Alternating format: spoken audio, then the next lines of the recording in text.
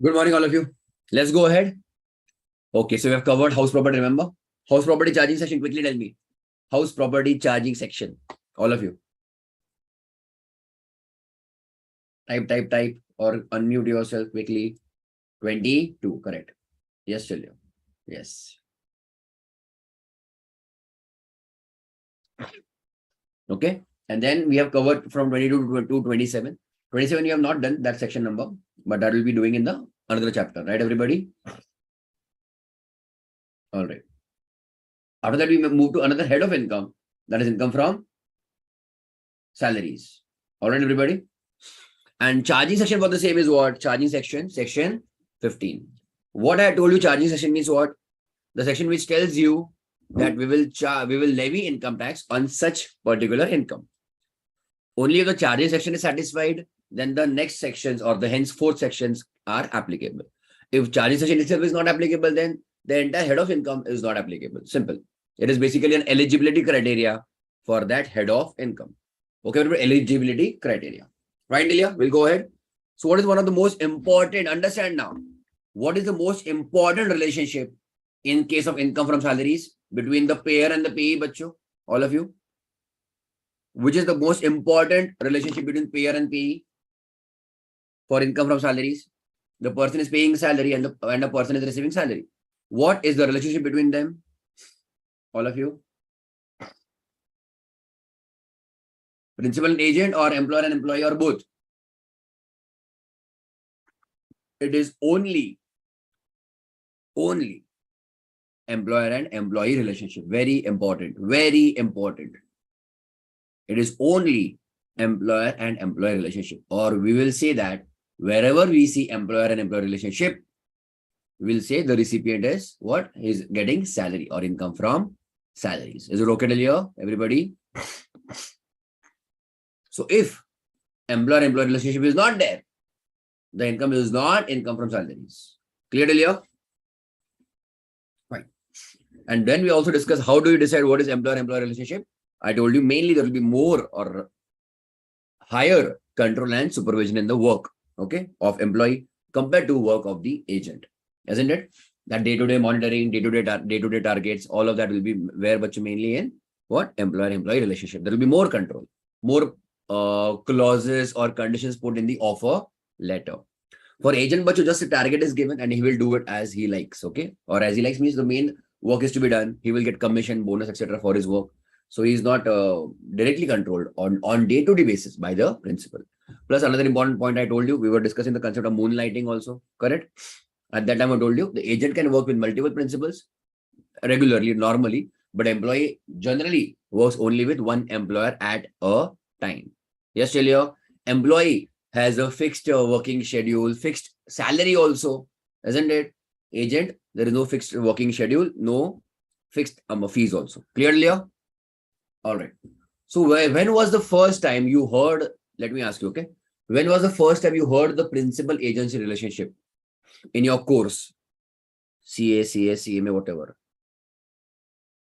Or can you give me example of principal agent relationship? Very good answer, Indrajit. Very good. Correct. Yes, Nitin. Kushbu, also your answer is also correct. Yes. Okay.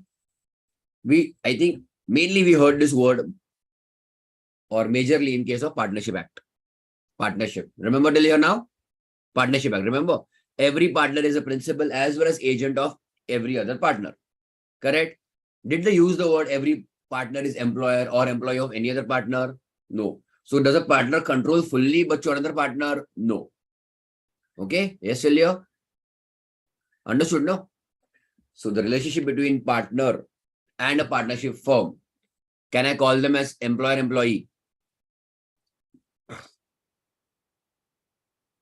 You have done partnership accounts basically normally also. You have done partnership accounts in your accounting. Partnership firm pays amounts to the partner. What all amounts it pays to the partner, bacho? Partnership firm, what all amount it pays to the partner? Tell me quickly. Remuneration, salaries, profit, interest on capital. Yes, Celia, isn't it? All of these are the payments done by firm to the partner. Isn't it, everybody? So So all these payments done by a firm to the partner, it will come under principal agency or employer-employee. Even remuneration I'm talking about. Remuneration paid by a firm to the partner. Remuneration, what do you think? To whom do we pay remuneration? This also you've done in accounting. Only a full-time working partner, isn't it? Do we pay remuneration to a sleeping partner? Normally, no. Isn't it? So very important. Yes, active partner, correct. So very important, but even if remuneration is paid to a partner, what did I say? Even if a remuneration is paid to a partner for working full-time in the firm, still his income is not treated as salaries. Why? Because there is no employer-employee relationship. Clear till here? There is principal agency relationship. And are you getting the point? The importance of that relationship. Huh? So I give you examples of visiting faculties, visiting doctors, visiting faculty in school or colleges, visiting doctors in hospitals or specialist doctors who come only once in a week, twice in a week in a hospital. Are they the resident or permanent doctors over there? No. So they are paid bachu visiting fees. Clear to all of you? Okay. So this employer-employee relationship, if that is satisfied, then section 15, or you can say income from salaries, is applicable. Let's start. Let's go ahead. First section, the charging section of the act. Okay. First section, charging section of the act. Okay. Check. What is it saying? Salary is chargeable to tax either on due basis or receipt basis, whichever is earlier. Important. Whichever is what, bacho? Earlier. In India, bacho, we discussed that our salary gets paid on what basis? Weekly basis, monthly basis, daily basis. It is paid on monthly basis, isn't it, everybody? In the Dublin, Ireland, etc., in some European countries, they are paid on weekly basis. Okay, so that they can party hard on weekends. Okay. Anyways, we have the concept of the salaries for monthly basis, isn't it, everybody? So just let me give you an example. Let us say we are in the month of whatever month. Okay. Let us say I'm talking of August. Okay. So let us say I'm working in the month of August, or whatever work I'm going to do, or whatever work I have done for the month of August. So basically working in August. Is there a possibility? Is there a possibility that for the month of August, I will get my salary in July? Is there a possibility? Yes. Quite possible. When that may be possible? Yes, Kushbu, correct. When advance salary is demanded or the employee asks for advance salary. Sir, give me my salary in advance. That doesn't practically really happen all the time. But the person who is in need happens. I mean, that you can say out of 100, 1 or 2 cases happens in a company, okay? That they want advance salary. Some functions in the family, wedding, vacation, or purchasing of a house, flat, etc. They want some amount in advance. That is what your advance salary. Possible, isn't it? Okay. Is it possible that work done in the month of August, and for the work done in the month of August, that salary you're getting in September?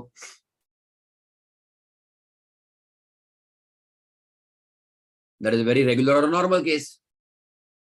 For the work done in the month of August, I told you in the last lecture, the salary may be paid on last day, or salary may be paid in the next week, first week of the next month. Correct? Is it possible now? Let me ask you. That for the month of August, the work done in the month of August, salary you're getting in, let us say, November. Possible? Also possible. But in which cases? Which cases? What do you think practically?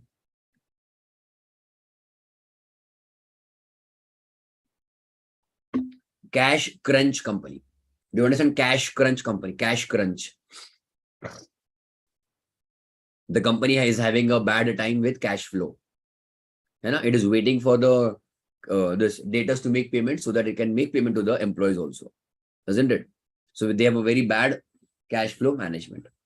So they are delaying or paying kind of late. Or let us say the startup companies also. At times when the funding comes from the top, then they are able to afford the salaries of the employees, or they will pay off. Clear till here? I think you don't have much experience with government jobs, or maybe in your family, maybe government jobs is not done much, maybe, especially in teaching. Okay, my father was also teacher. He is retired now, but same thing, especially at the end of the academic year. Salary of March is used to be paid in May.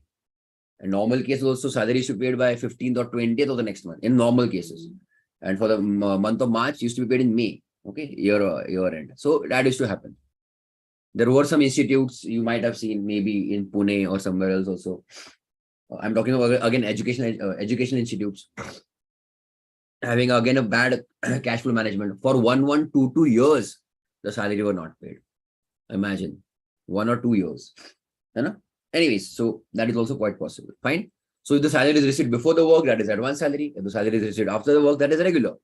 But when the salary is taxable or chargeable to tax, that means when will you show it as your income? Whichever is earlier.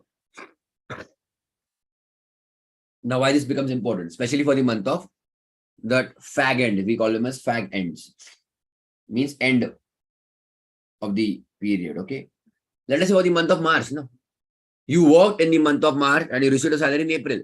Financial year changes. Work done in March and salary you received in April. Financial year changes, bacho. Correct or no? So in which month or for which month the salary will be taxable? Whichever is earlier. So if you worked in March but you received in April, still will be considered as which income? Income of the month of March. Understood or no, all of you? Tell me. Clear? Good. And we have to do all these examples now. Okay, chalo, let's go ahead. Fatapat. Come on, fast. If A draws his salary, that means he received the salary in advance for the month of April 22, in the month of March 22 itself. I hope you're understanding the word for the month of and in the month of. Okay. In the month of March 22 itself, he receives it. Okay, everybody tell you. Okay. The same becomes chargeable to receipt on receipt basis. Why, bacho? When was it due? April 22. When did you receive? March 22. Whichever is earlier. So it will be considered as income of March 22. That is which financial year? 21-22. Isn't it, everybody? Final year. PY or financial year 21-22. However, now understand. The next year, salary for the next year will not include that of April 22. Means what? Pay attention, try to understand. Let me just draw a timeline over here. Okay, timeline. This is March, this is April 22. Okay.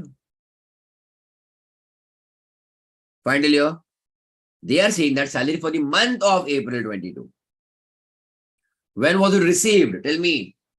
It was received in March 22. Correct earlier. So pay attention. Did the employee receive salary of March 22? Of March. Yes. It was received in March itself, let us say. Arihayana. And salary of April also received in March. Understood earlier. Pakka. Are you getting my point? So this salary now, April salary, are you understanding now? Of financial year 22-23. Of financial year 22-23. Because financial year changes the year. Okay, till here, everybody. Now, bacho, this is also getting taxed over here now, in a way. Are you getting my point? I hope you understood. So I'm just keeping it over here. Now the same salary, now bacho, he will work. Now he received in March 2 months salary, March and April. And April is going to work. But is he again going to receive salary again for April? No, he's already received it. So bacho, will it be taxable in the next year again? Month of April 22 in the next year? No. Because it was already taxed in the earlier year. Obviously, use common sense. We are not going to tax same income twice in different financial years. Obviously not. In the earlier chapter of residential status, we have seen even if it is past foreign untaxed income, it is not taxed in the current year because it belongs to that year itself. That also we have covered. And are you getting clear, everybody? Understood? Okay. So whichever is earlier. So can I tell you, can I ask you, understand now, this is which financial year? 21-22, isn't it? Till March 22. And it is, this one is what? 22-23. Use common sense. Okay. April 22. Are we taxing it again in 22-23? Tell me yes or no. April 22. Are we taxing again in 22-23? Answer is no. So basically, how many months salary was taxable? How many months salary is taxable in 22-23? Very good. Very good. 11 months. In 22-23. In 22-23. Correct, Ilya? Yes, yes, yes. Correct. And what about 21-22? 13 months. Till March, you already had 12 months and one more salary is getting added over here, bacho, 13 months. Quite logical. Everything is fine till here. Everyone tell me quickly. Hai na?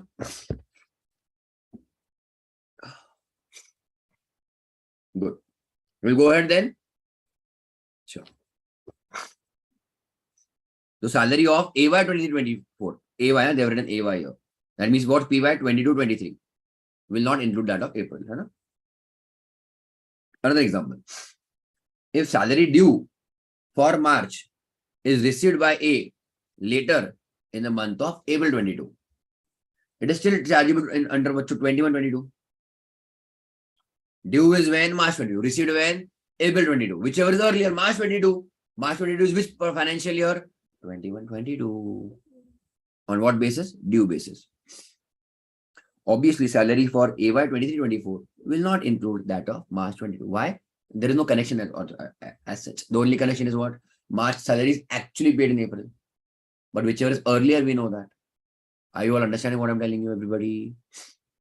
So even if paid in the next month, still it got due earlier only. So we'll, normally speaking, we will take entire month. April to March. Clear till here, all of you? Tell me everyone, okay till here? Fine. Okay. Star mark this point, this table.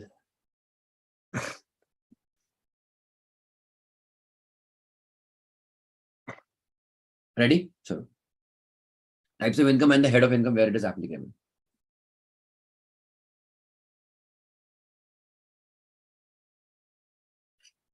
Ready, all of you?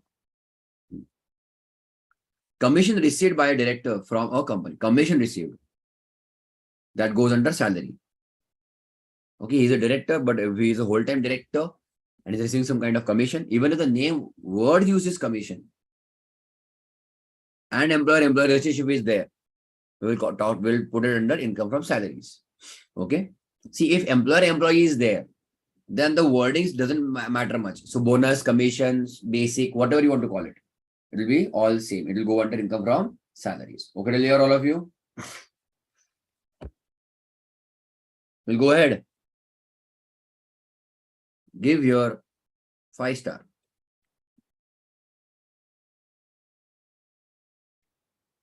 I call it as bold, underline, italics, 5-star, 7-star, whatever, and tattoo also, whatever you want to do. Salary paid to partner by the firm. You first always checking, first point to always check is what? Is there employer-employee relationship? If the answer is no, and even if they use the word salary, still it is not income from salaries. Very important. Very important. Understood, Nitin? Tell you, what am I saying? What am I telling you?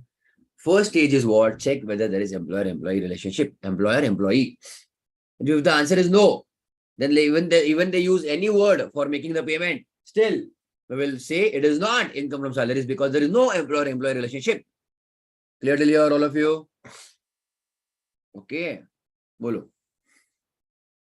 And in the above part, we just saw, if there is employer-employee relationship, whatever word they want to use it, it will come under income from salaries. So basically, bacho, this is very, very important. Salary paid to partner is not income from salaries for the partner. Are you getting my point? Salary paid to the partner is not income from salaries for the partner. So the partner, the individual, will not show this head of income. for his salary from firm.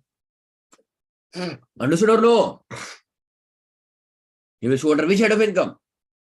PGBP. Clear?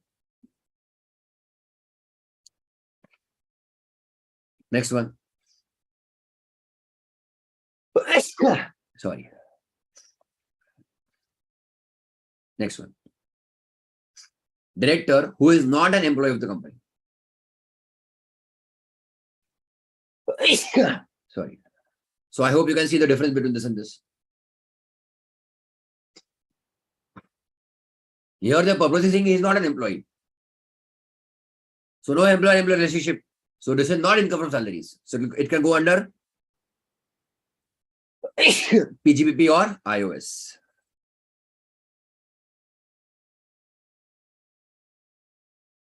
Fine, Delia? Over here, for example, you can write down.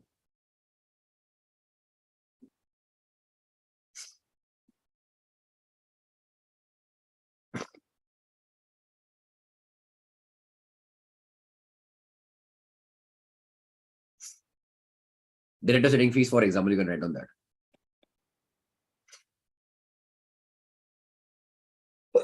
Sorry. What is director setting fees?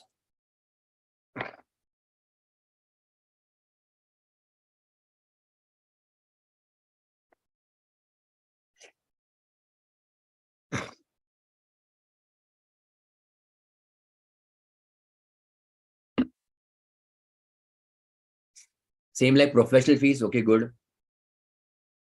Okay, Nathan visiting. Okay. Why you call it sitting? Director sitting.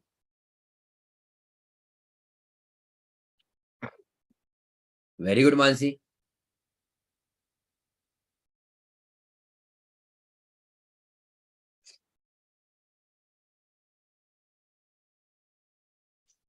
Fees paid for attending board meetings. He's a director, na? Fees paid to attend board meetings. Okay. That is sitting in the board of directors meeting. That is sitting fees. Generally, it is fixed for the year or per meeting it is fixed. Okay. Got it, everybody? Is it paid? It is paid. Yeah, it is paid. Director sitting fees is paid, no, obviously. Generally, you can have a contract for the year or per meeting basis also. Okay, everybody, let's go ahead.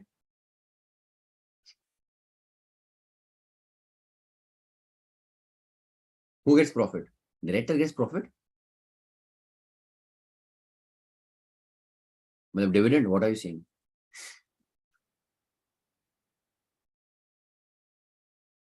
See, if he is full-time employee, full-time WTD, we are done in KMP, whole-time director.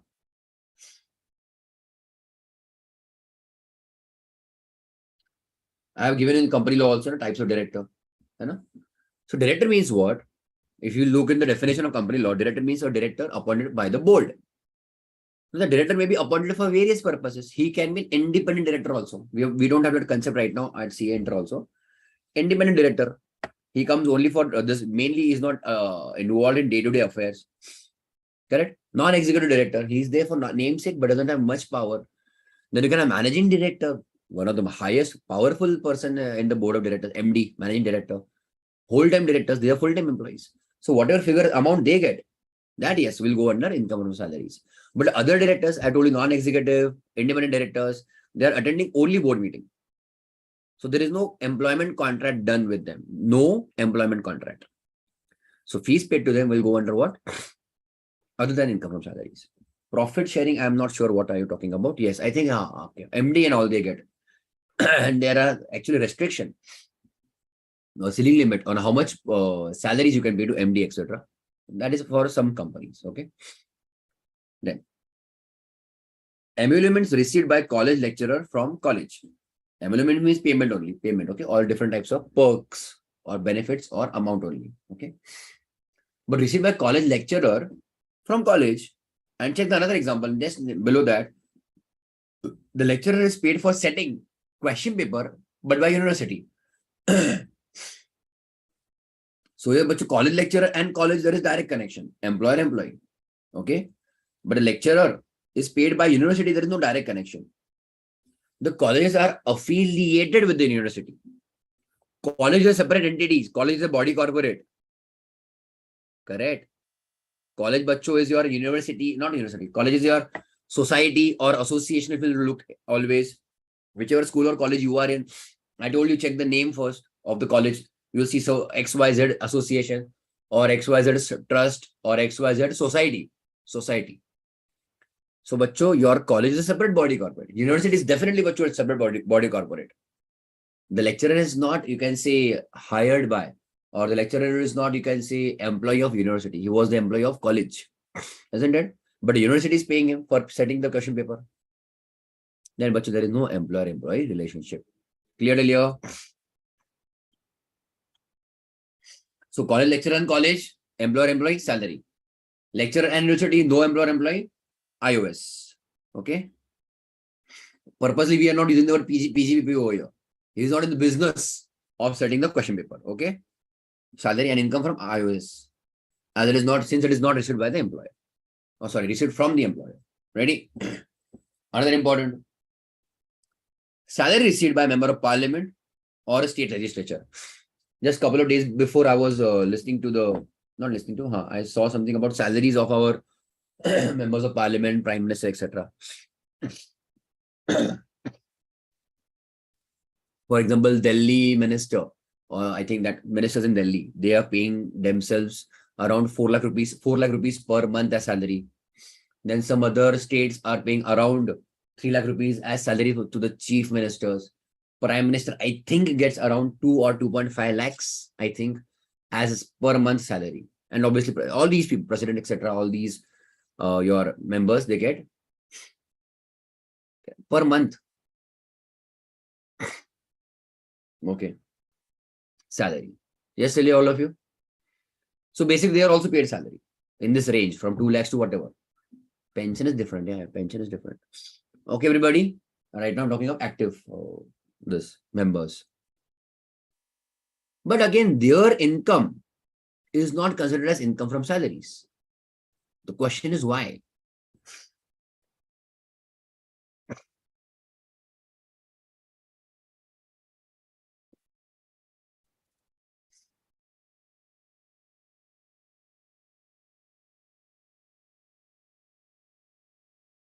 Okay, because there is no employer-employee relationship. Who is the employer? We, the people of India.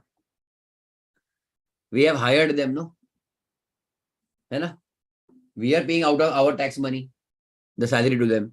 We are calling it a salary, but there is no employer-employee relationship because there is no direct control or supervision. Instead of telling them they don't do the work, forget about control and supervision.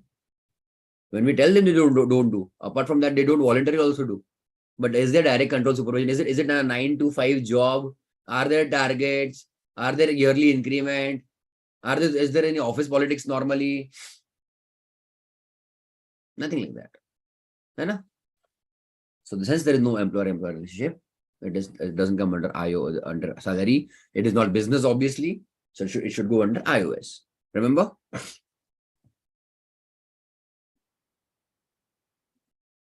iOS, as they cannot be treated as employee of the government. This also comes as a little bit of point I can touch over here is what? Like your corporate wheel. Government company employees. Remember what am I telling you? Government company employees are not government employees. Like ONGC's employees will not be treated as government employees. They're employees of the company. So there is a corporate veil between the government ownership and the government company. Similarly, bacho, your this members cannot be treated as employees of the government. Clearly, they are the government. They are part of the government function. Fine. So iOS. Can you tell me some type of income? Some of the parts in their income? Some of the part of their salary, which may also be exempt.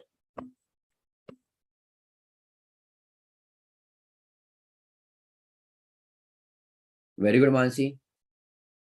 If possible, tell me the name. कुछ भी मत फेंक Indrajit.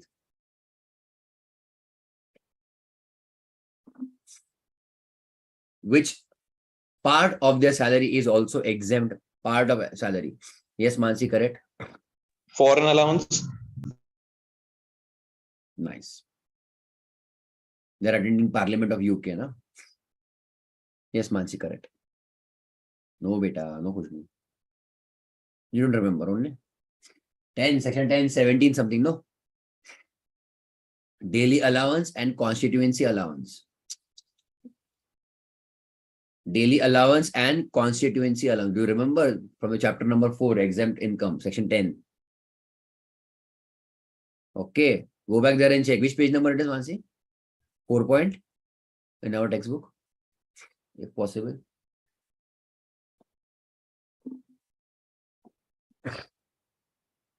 Four 4.3. Okay, Mansi, thank you.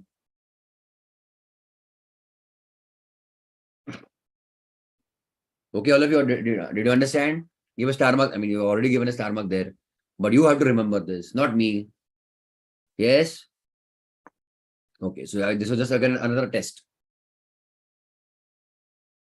Okay, that salary paid to member of parliament or state legislature. In the salary, there's a component. Component, you understand, part. Foreign others, daily allowance and constitutional allowance, that is exempt. Foreign allowance 10.7 you have done in another case. When there is an employee working outside India and foreign allowance is paid by government, then it was you are exempt.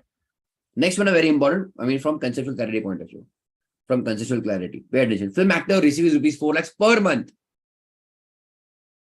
Generally, normally, film actors but earn salary on what basis? Or whatever their fees, but on what basis? There is a fixed amount. Even if I talk about established actor, fixed amount. I want rupees 5 crore or 10 crores. Plus, I want 10% share in the profits of this business. Profits of the movie. Okay, till all of you. That can be a settled, you can settled arrangement in the established actors. Correct? Or again, I want fixed fees, but remaining I don't know. Or there can be actors who are struggling actors, or especially let us say TV serial actors. And a TV serial, you understand, no? Who are paid on regular monthly basis. And obviously their number of hours, etc. is fixed. Clear till all of you? So when a person is working for a TV serial, in a way, and he's paid regularly, then in a way, he is bound with that particular employer. Then again in contract act, if you remember, there can be exclusivity contract. Exclusivity contract means what? In the restraint of trade, you cannot work with somebody else. Non-compete agreement. Exclusively, you will work with us, nobody else. Understood? We'll go ahead. Okay.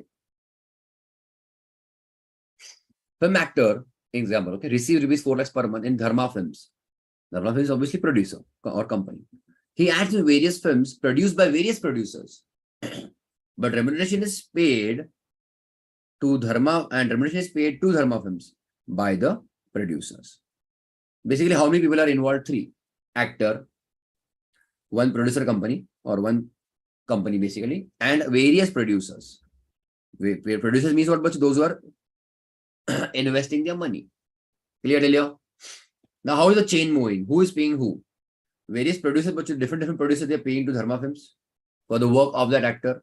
But Dharma Films has hired him for rupees 4 lakhs per month. Finish.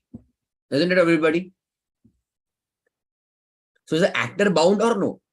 To Dharma Films? Yes, he's bound. Correct, Delio?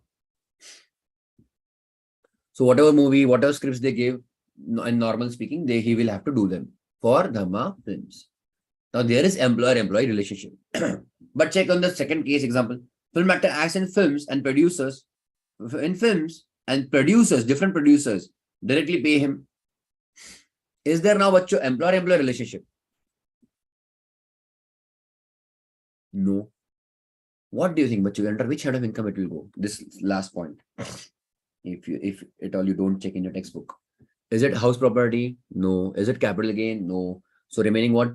Business profession or income from other sources? Let me tell you, Bachu, what do you think? It is business or profession? What do you think?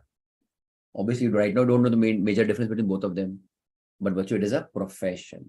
Okay, acting is a profession, है ना? Clear till here? Little bit. Are you trading, buying, selling, manufacturing? No, that will generally be called as business. Apart from that, if something majorly involves some kind of skills, that can go under profession. Understood, all of you? So check.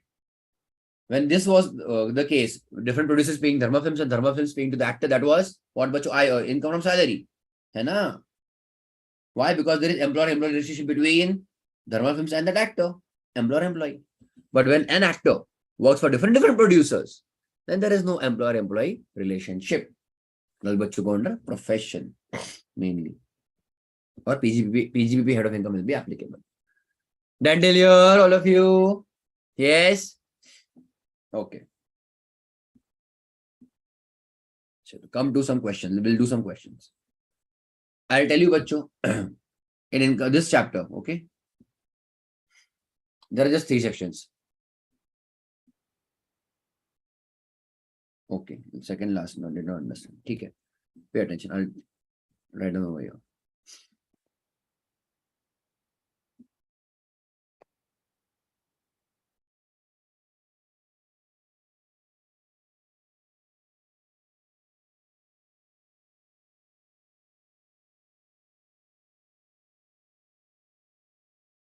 Let us say there is an actor. There is an actor. Okay. He enters into an agreement with Dharma Films. Dharma Films is a producer, one of the producers. There are many producers, many producing companies, different producers. Okay.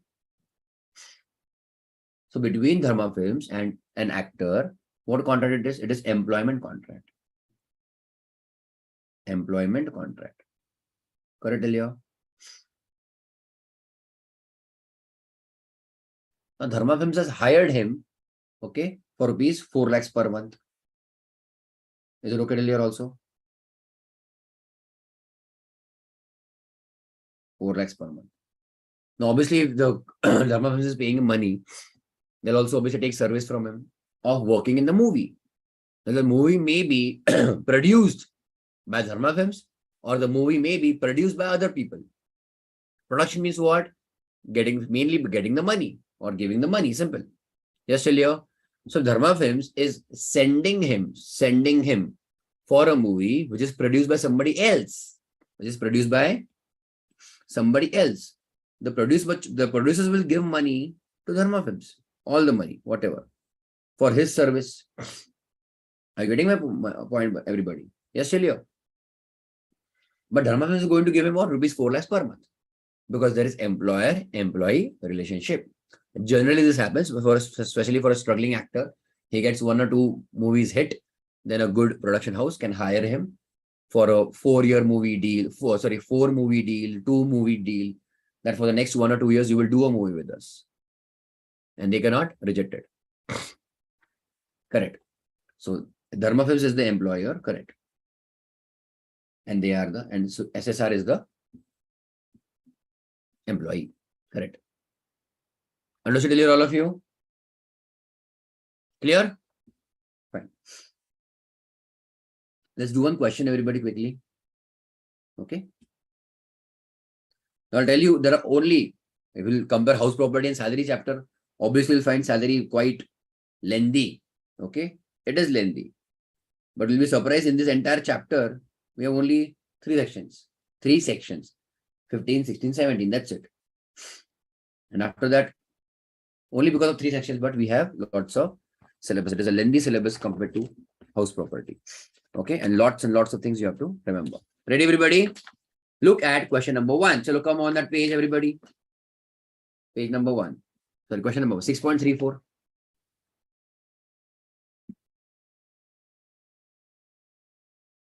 Ready? Look at the question. Salary of Mr. A is due on last day of each month. So due of the salary, due date they have given you. When it is due? End of the month. Correct? And is paid on 7th of next month. Fine, tell you, no problem. Calculate income from salary for current year 22-23. if salary is rupees 50,000 was rupees 50,000 and increased to rupees 60,000 from January 22. Now, when you say from January 22 means what? The salary paid in January was increased, or the salary for the month of January was increased? What do you think? Paid in Jan or for Jan?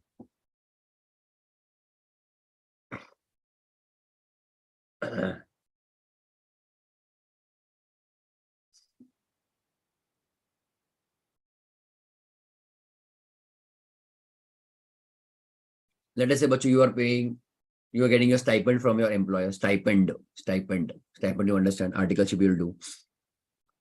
Generally, the stipend is paid, let us say 5,000, 6,000, 7,000. What does it mean? First year 5,000, second year 6,000, third year 7,000, 5, 6, 7.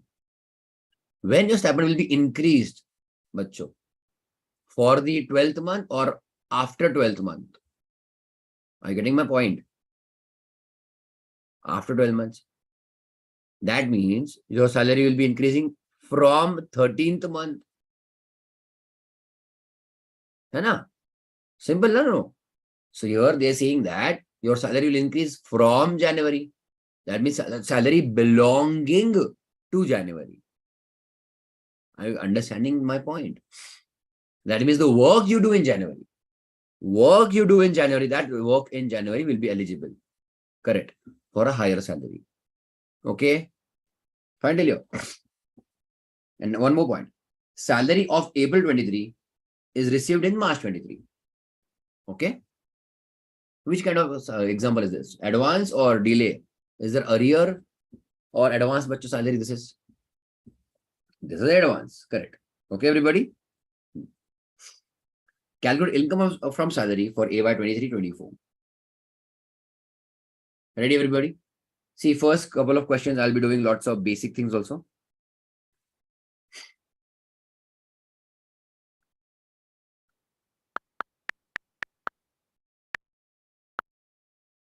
Basic things means I'll be writing all the things very in detail. Okay.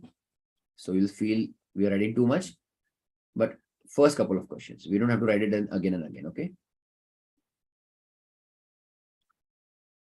Ready, everybody?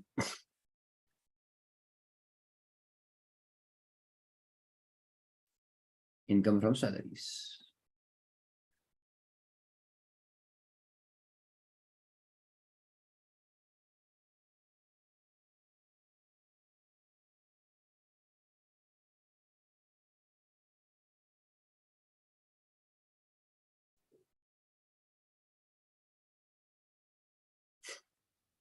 $6.34.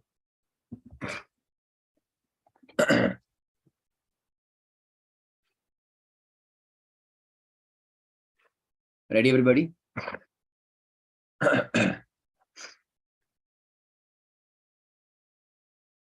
Right on competition of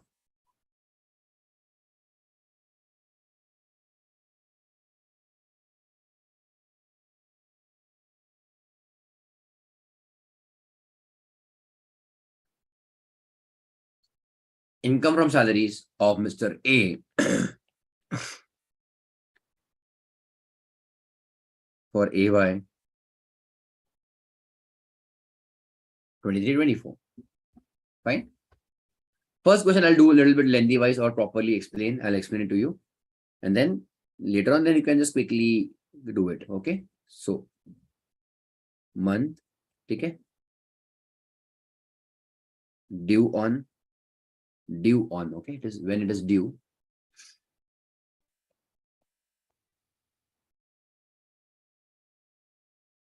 Received on. Yes, Celia? And here I'm writing whichever is earlier. So due or received.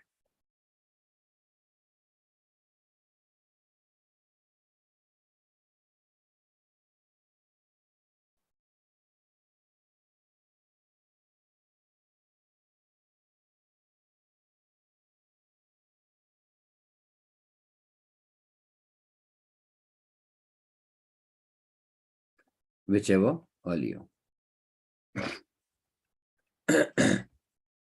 Fine, Celia? I'll be doing for total almost 14 months. So Let's start with March. Pay attention. I'm doing for March, for the month of March, but 22. Okay.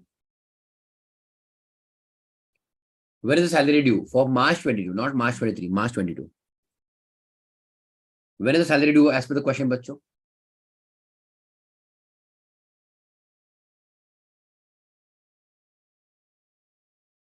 End of the month or no? Due, check. Read the question again.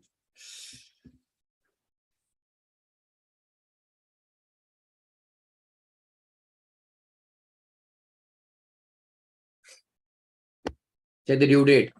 Where is the salary due? Tell me now again. Sorry?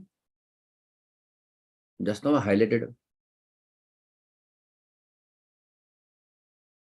Correct. The salary is due. When does it accrue, bacho? At the end of the month, given na here. Isn't it? It is paid in the next month. Clear? So it is due at the month end, but paid in the next month. Clear till here? So, salary for the month of March 22, okay? I'm talking about March 22. Is due on 31st March 22. When was the salary received or regularly received?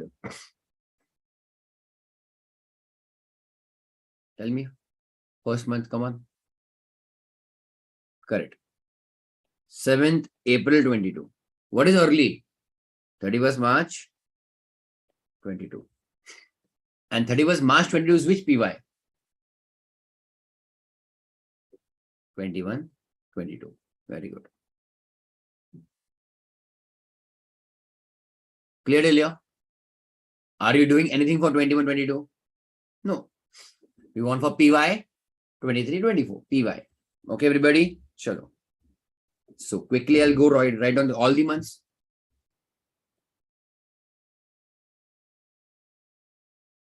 April 22 bacho is what? Due on 30th April. But received on 7th May. So 30th April. Similarly. Okay, now this all story will continue.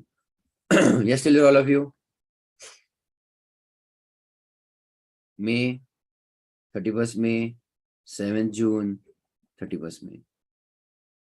June, July, August. Write down quickly.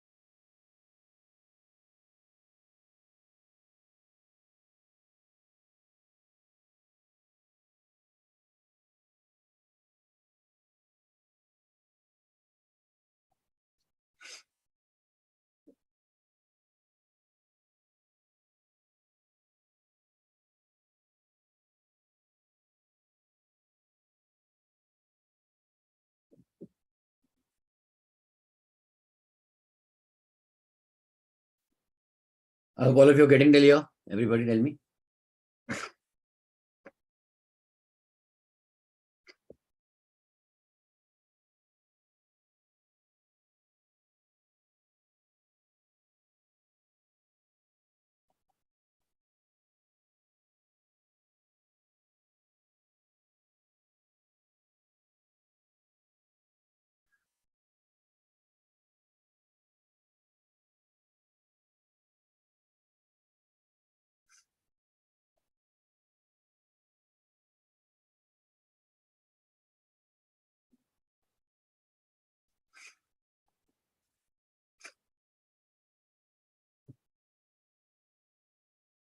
And April salary was received when? In March. Okay. So does April salary is due on which date?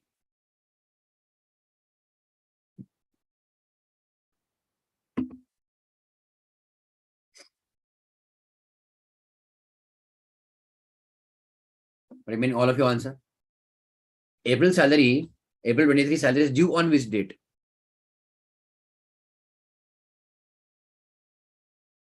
All of you answer. Correct. It is due on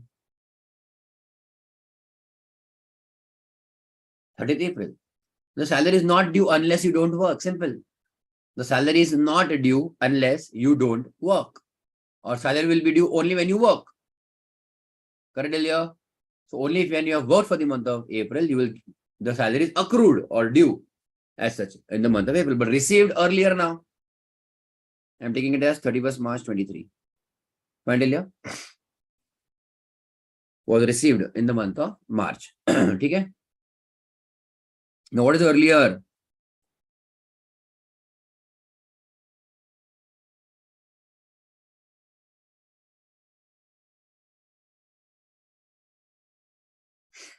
'22, '23. Correct, Elia?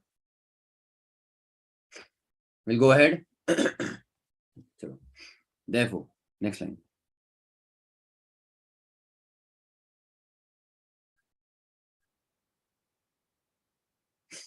Income from salaries. Okay.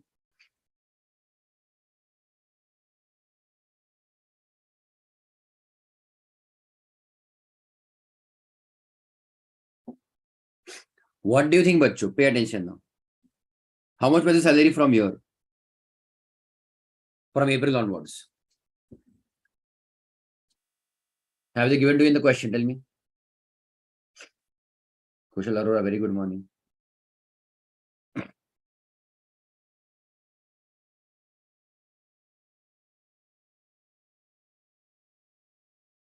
April 22, Bacho, what is the salary? Correct, Mansi.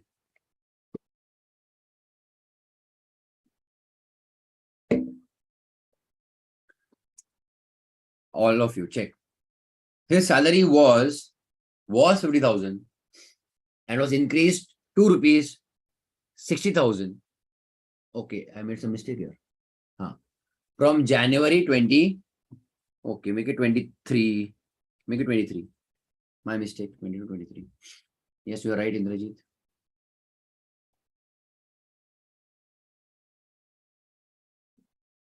Okay. Make a change over here, bachcho. Make it Jan 23. Okay. Okay. Pay attention. Initially, the salary was 50,000. Initially, beginning, the salary was 50,000. Okay. It was increased to rupees 60,000 from Jan 23. Okay. January 23. We are in PY 22-23 now. 22-23. Okay. Let's go ahead. Fine. So tell me, in April 22, how much was the salary? April 22. 50,000. Correct. And from Jan 23, how much is salary? 60,000. Nathan understood? Khushbu?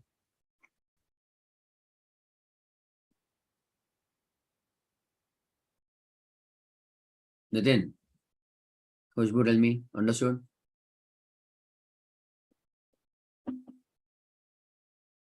So basically, they are saying now from January 23 onward, the salary is 60,000.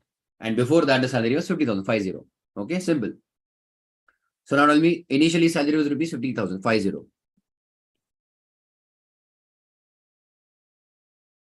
Tell me for how many months? 50,000 is for how many months in the year? For the year. Whatever we are calculating for 22-23. How many months? From April to December. Because bacho, January onwards, the salary is changing, na? So here, I'll again put a line over here.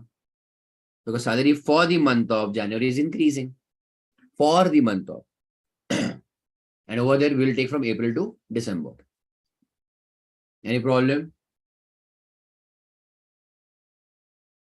50,000. Because for January, the salary is increasing. For January. Salary belonging to the month of Jan. Okay? So 9 months, bacho. Plus. His salary now increased. Rupees 60,000. For now, how many months will it take? 2 or 3 or 4? How many months? Yes, correct. How many months? All of you answer. All of you answer. Yes, Indrajit. Jan, Feb, March, April.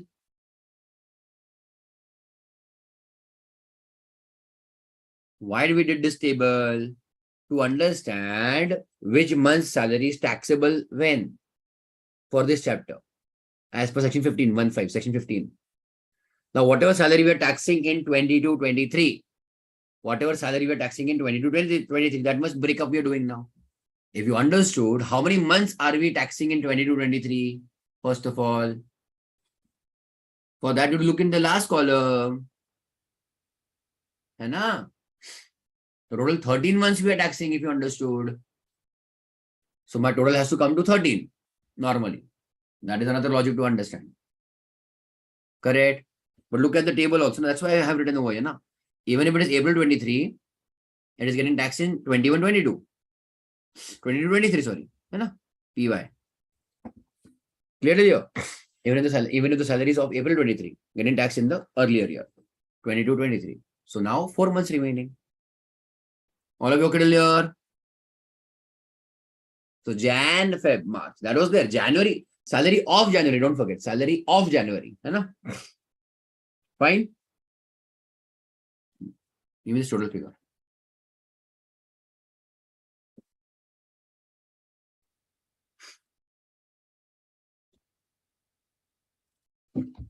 $690 total, no?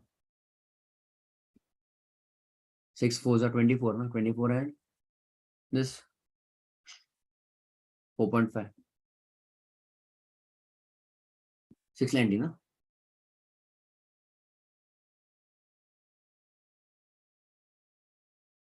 Fine till all of you. There is a note over here.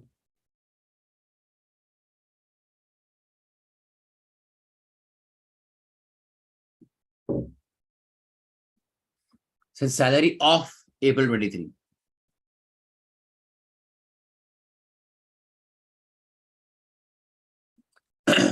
Since the salary of April 23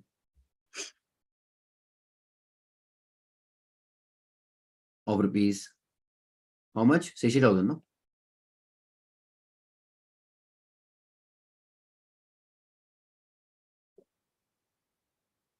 Is already taxed. In which PY? 22-23. Cordelia, comma. It will not be taxed again.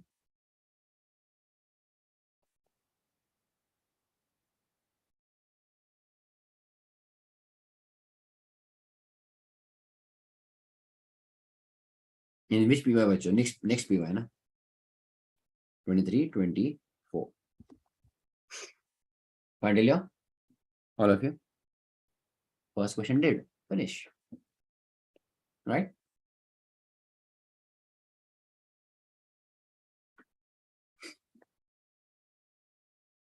Then we'll go ahead, everybody. Ready for second question? Understand? Okay, there is an important point over there. In this question number 2. Different, unique. 6.34.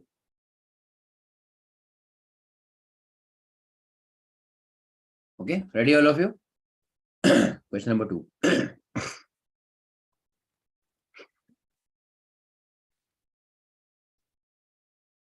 Ready? Pay attention now. Very important. Now. Give one star mark also here. This first star mark was only for changes, nothing else. Be careful now. Please pay attention. Please pay attention now. Mr. A joins a company in the pay scale. Important now. Pay scale is given. Generally for government jobs, you will see a pay scale as per the grade of the officer. Grade, level 1, level 2, level 3 officer. So for that position, a pay scale is decided by the government. If you're High Court judge, Supreme Court judge, experience this and that, grade A officer, grade B officer, etc.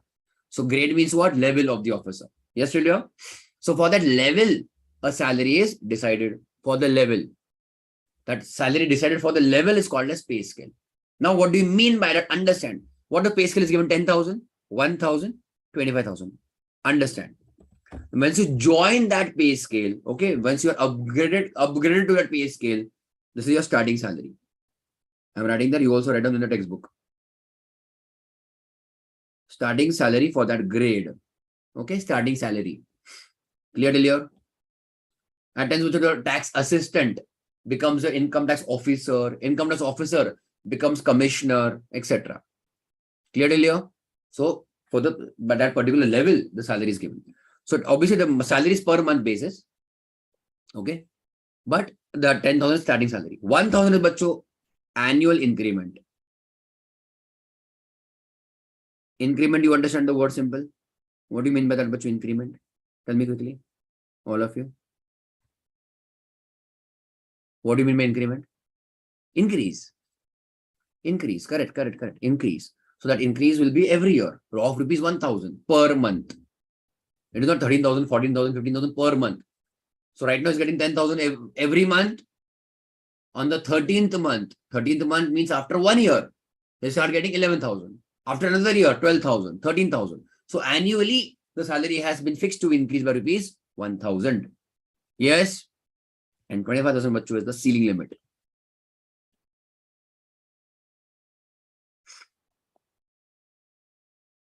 Of that particular pay scale or grade.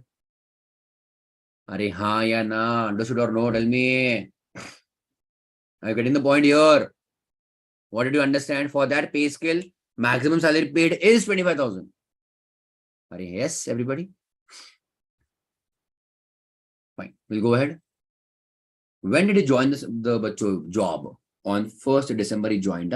Pay attention. On 1st December he joined. Obviously, anybody can leave the job anytime. Anybody can join a new job anytime. There is no rule for that, isn't it? We'll go ahead, everybody. Now, again, salary is due on last day of each month. Quite logical. So salary is due on last day of each month and is paid on 5th of next month. Any issue till here? Nothing. Calculate income from salary for AY 23-24. Fine, all of you? Write down.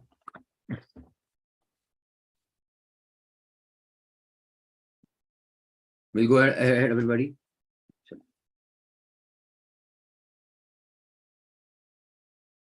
Question number 2. So write down. Calculation of salary.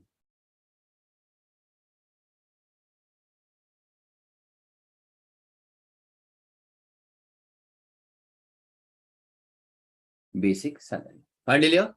Now check. When did you join the job? On 1st December 2018. Are ha ya na?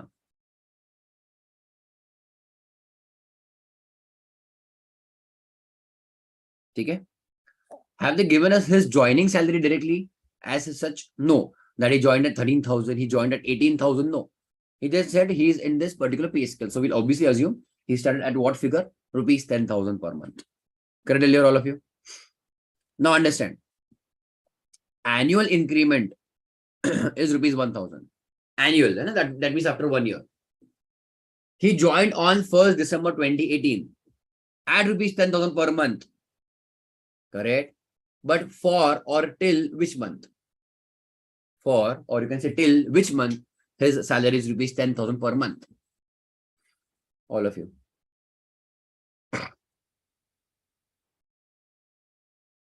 Okay, correct. Yes, Indrajit.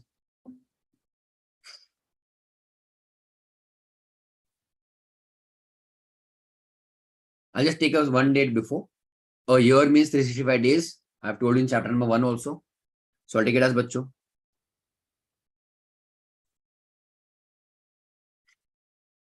November 19. Agreed or no?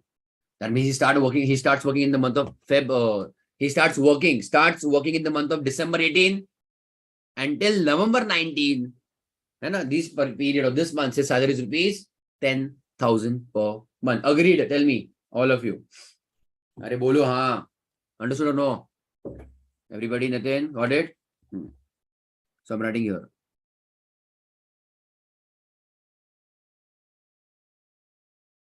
Chalo, fatafat now. Did we reach in 22-23? No, we have to reach in 22-23. So now again join. I mean, again from next day. So salary for the month of now, Jan, salary for the month of December 19. So I'll write down from 1st December 19 to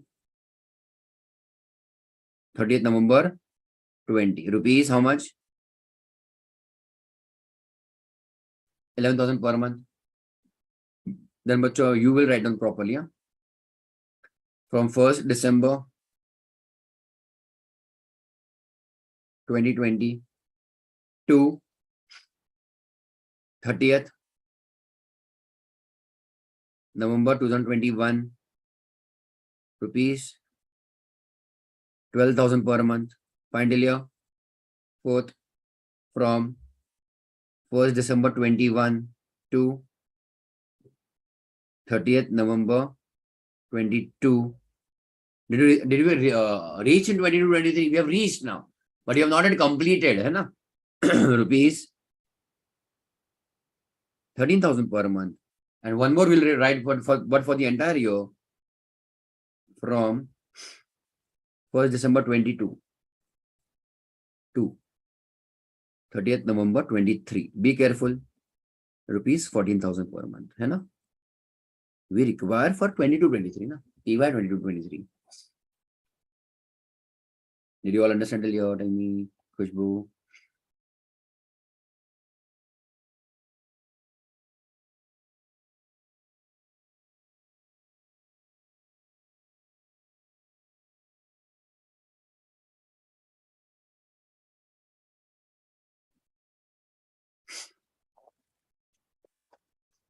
You will calculate. Month wise is given to you. Give me one single final figure. One single final figure.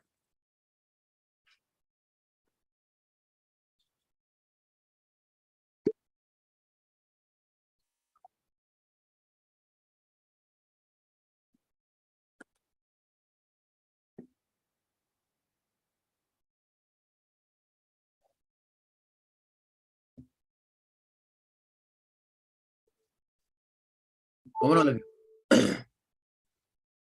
Right now, you have to do in rough, you know. Pen drive students also, okay, or app students watching videos in the app. I'll pause the video.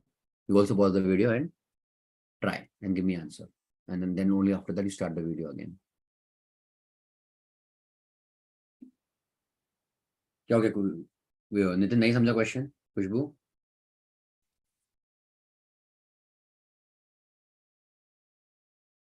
आज का market down है क्या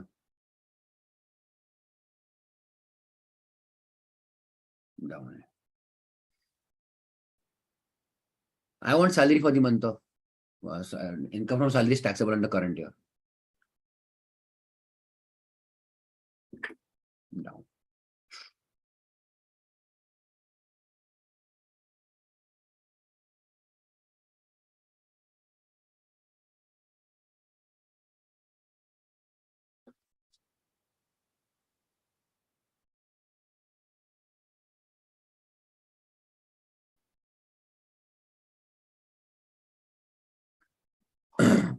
Give me your answer. Don't ask me correct or wrong.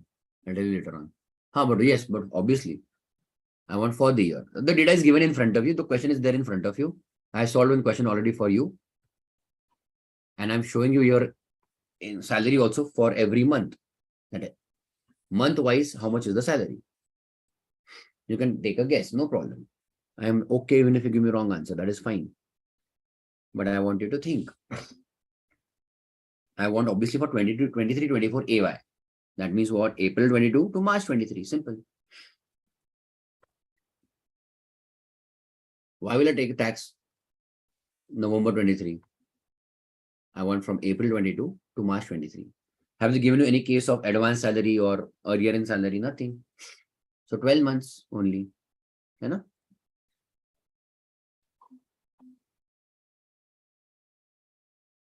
समझे अभी खुशबू बोलो खुशबू, sir बोलो। Sir ये मतलब हमको मतलब ये जो सैलरी का पैसा है वो तो अगले मंथ में मिलेगा ना? हाँ, तो सर वो भले ही अपने ये मंथ की सैलरी है बट वो तो अपने को अगले मंथ में मिलेगा, तो वो अगले मंथ का वो अज्यूम करना पड़ेगा ना? नहीं, सेशन 15 क्या सेशन 15 क्या कहता है? चार्जिंग एवरेज पर सेक्शन ईयर। में। हाँ मतलब इसके पहले का क्वेश्चन में हमने वही किया, सेम क्वेश्चन है, क्या फर्क पड़ता है? एक महीने का सैलरी है, due on end of the month, मिलता अगले महीने। अब पर इसमें दोनों चीजों में पहले कौन आता है? ड्यू। हाँ तो हम ड्यू बेसिस पे देखना, मतलब एज ए हिंट तुमको दे रहा हूँ मैं। तो उसको मारो गोली, किसको मारो गोली? पेमेंट वाले डेट को हाँ गोली मारो। मेरे हाँ ये सर। महीने का सैलरी कितना, ये महीना मतलब कितना मैंने कमाया, मिला नहीं, वो नहीं देखना हमको। कितना मिला वो नहीं देखना है, कितना कमाया, ड्यू हुआ, अक्रू हुआ, वो देखना है। समझे? Yes sir. Give me total of that ना, otherwise you are making me take calculator और work it on calculator. Okay Indrajit, why are you changing your answer again and again? Okay Nitin, Mansi,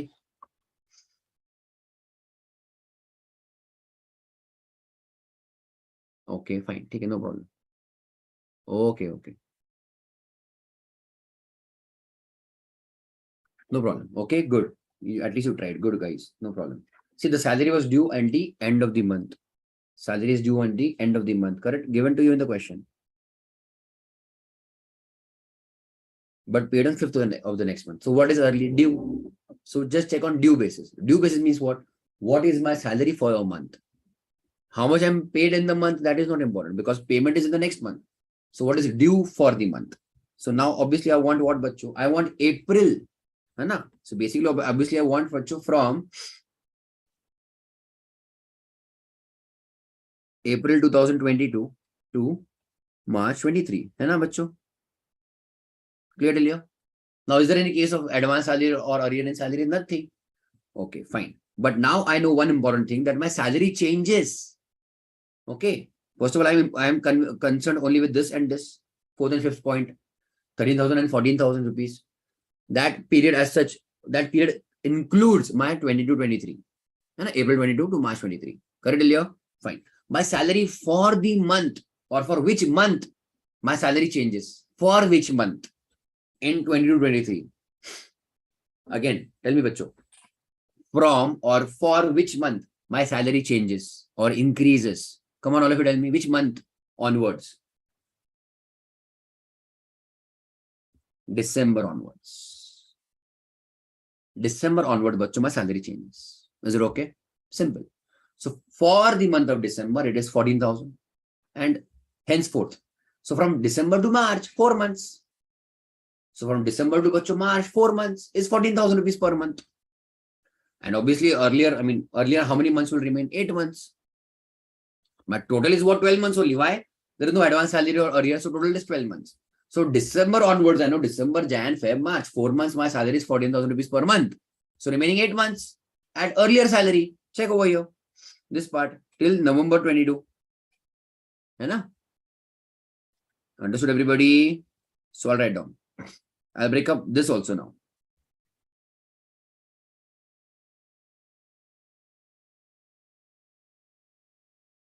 To November 2022. At a rate of rupees 30,000 per month and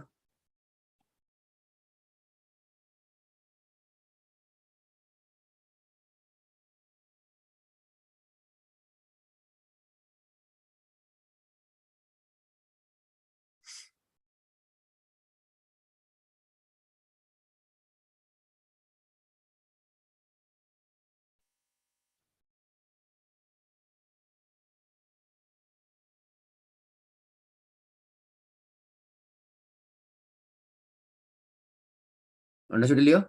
So this comes to how much? 1,60,000. Final year for the year.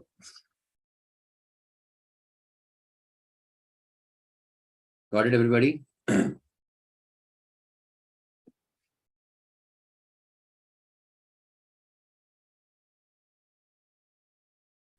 Done?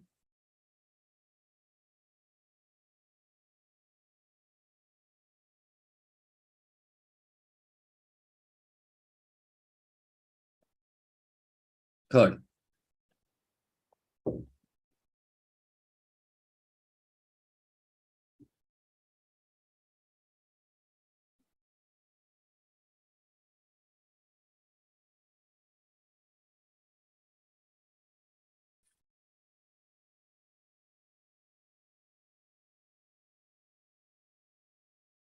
Pay attention.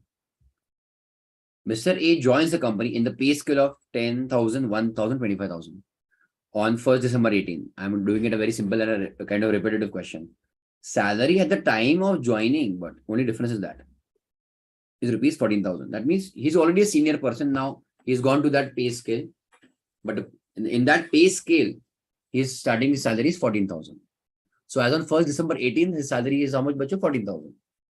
Salary is due on first day of next month. Okay.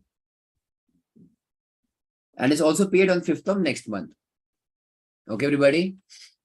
Salary is due on next day of, first day of next month and paid also 5th of the next month. Fine, tell you. Calculate income from salary for AY 23-24. Fine, write down. When did he start the job, bachcho? On 1st December. है ना? Ready? Chalo, write down.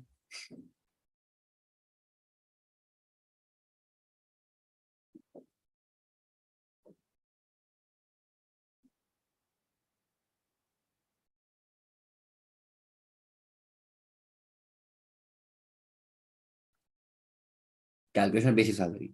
Again, first point. From 1st December 18. See, it may be due on the next month, but does the salary belong or doesn't belong to that month? The salary belongs to that month, है ना? But it is getting due in the next month. That's it. So from 1/12/18 to what, bacho? 30th September, not September, sorry, November 19. Rupees 14,000 per month because his joining salary is 14,000.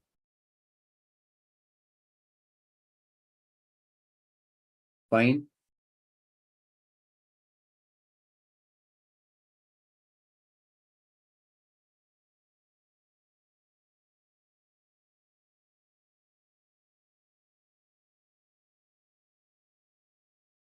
Then 15,000 per month.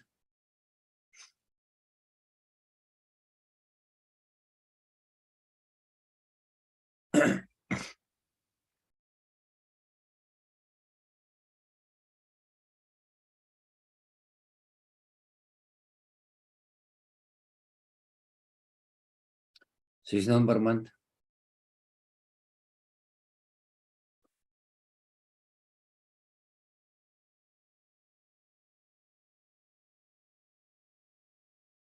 $17,000 per month. Is the story over?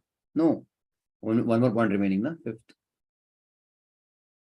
From 1/12/22 to 30th November 23. Rupees 18,000 per month. Finally,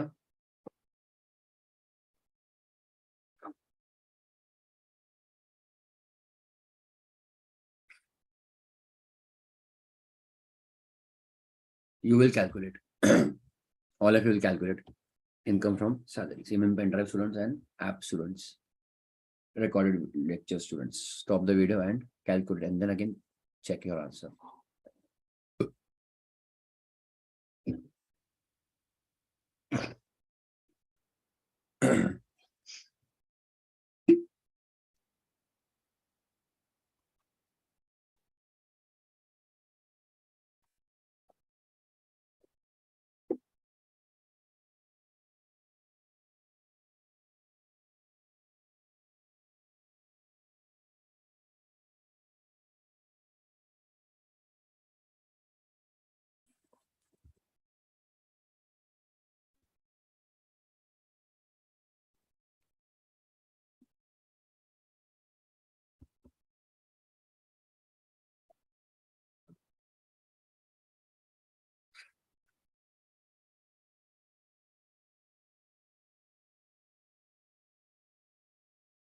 Try all of you.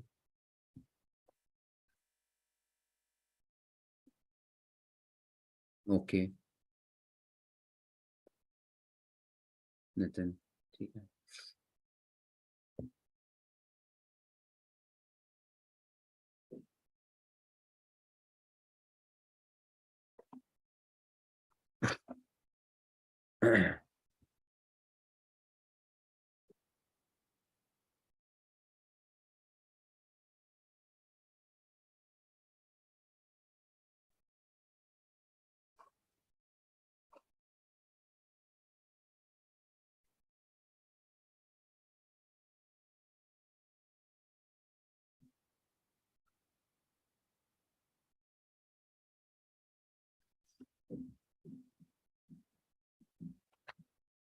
Trying now, all of you.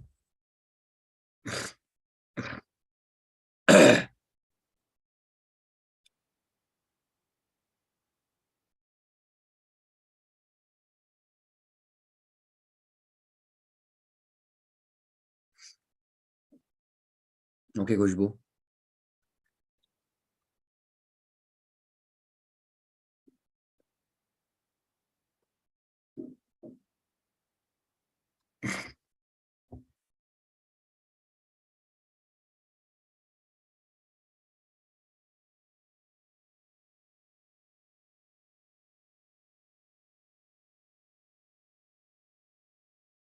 Anybody, any other answer?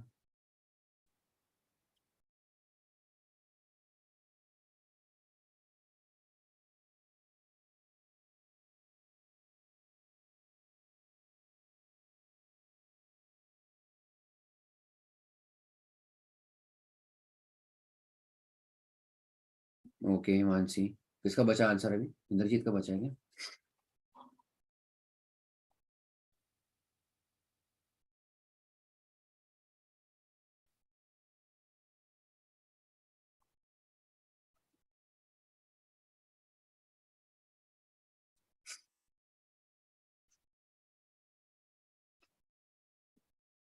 We'll start. We'll go ahead, everybody.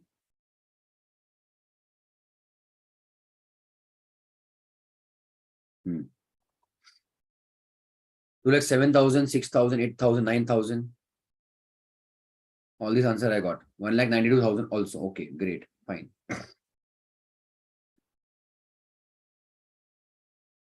Okay, everybody. We'll go ahead, all of you. Now check. What are the only major change in the question, bacho?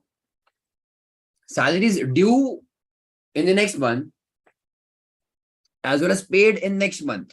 Agreed? Salary due in next month as well as paid in next month. Yes, Celia? Understand now. Again, if I start from the month of March, don't write down. But March 22. Due in, tell me.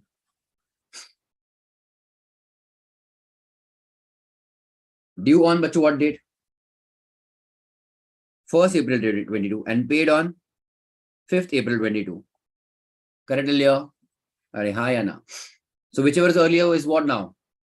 Is 1st April 22.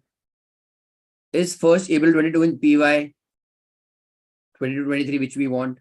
Yes. So basically, March 22 salary bacho will be taxed in 22-23 financial year or PY. Isn't it? Salary for the month of March. Salary for the month of March. Agreed, Leo? Same will take concept. Check now. Salary for the month of November. There should be no problem. When is it due? 1st December 22. When is it paid? I'm saying December, I'm writing May here. 1st December 22. When is it paid? 5th December 22, which is earlier. 1st December 22. Any problem till here? No. Fine till here, everybody.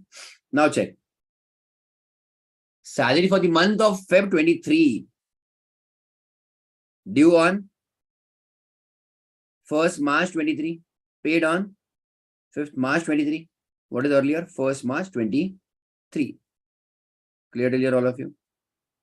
Is this still bacho? in 22-23 financial year PY? Yes.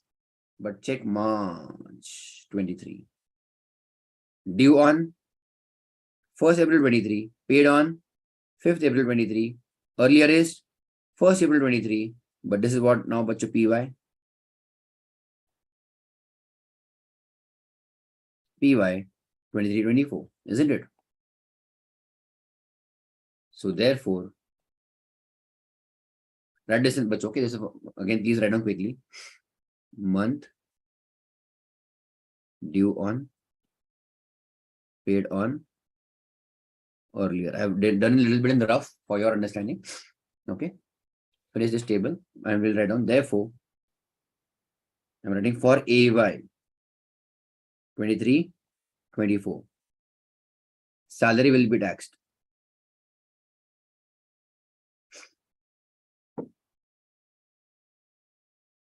Very important. From which to which month? Tell me, Bacho, the first month, what do you think? Which month salary will be taxed in 22-23 financial year or PY? Which month should we start with? March 22. Very good. Very important or very important, Bacho. Until which month do you see, Bacho, is under 22-23? Feb 23. Very good. Nathan, understood? So you have to check the salaries of March 22 till February 23. Clear? Write down this quickly, bacho, all of you. Come on.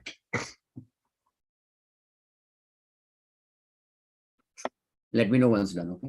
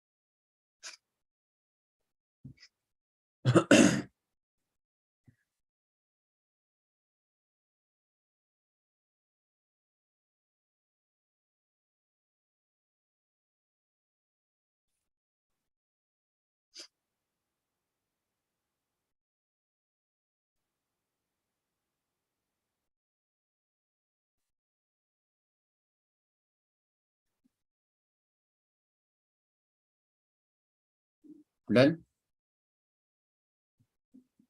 Inderjeet, Mansi. Nathan.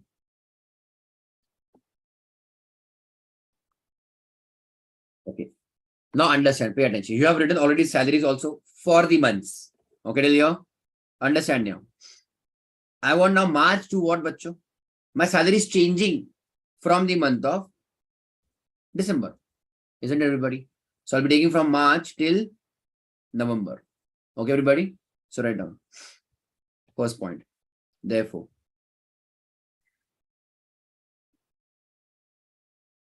from March 22 to November 22, from March 22 till November 22, at the rate of rupees, bacho, what? Where is it? 17,000 per month.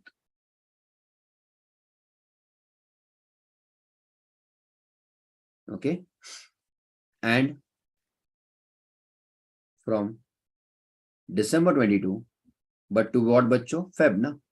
23. Correct, Ilya?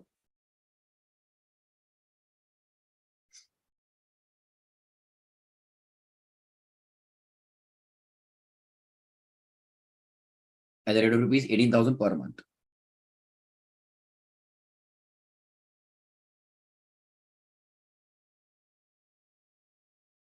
So into how many months, bacho? 9 months, is it? Isn't it? March to November.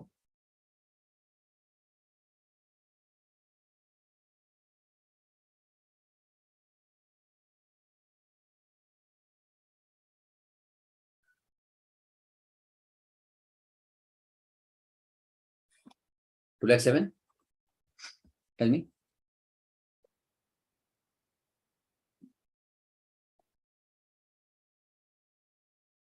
Okay.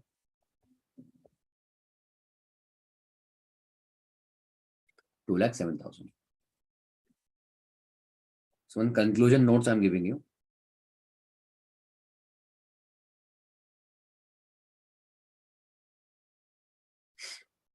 Okay. Conclusion.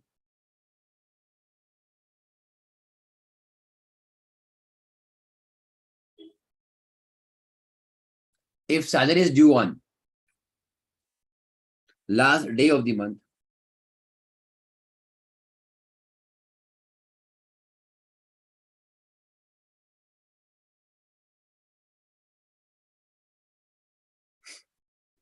comma, then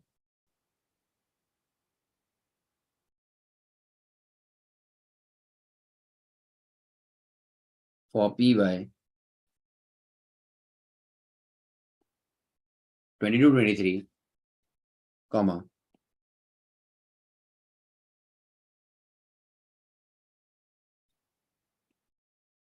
salary is taxable from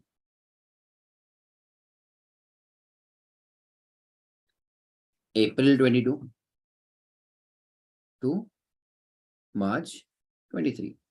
है ना? Month to month, no? Because it is due immediately in the same month. But second is important.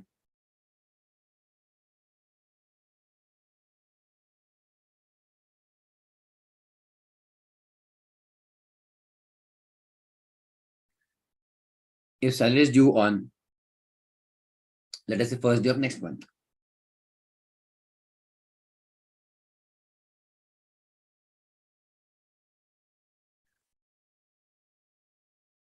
then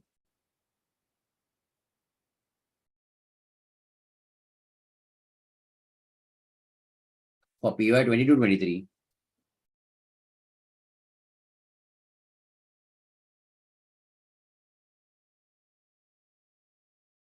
salary is taxable from March 22 to February 23. Isn't it? That's what we saw now.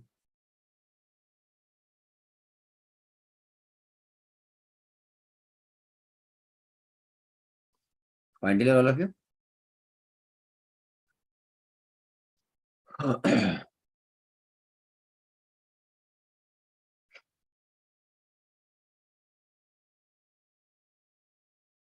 Okay.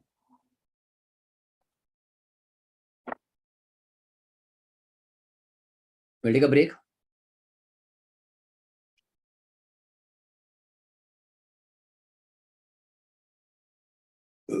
Sorry.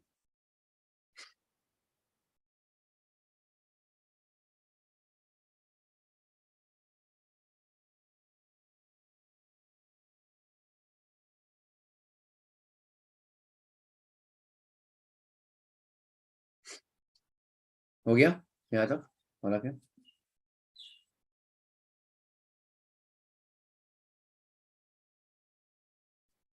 All of you tell me quickly.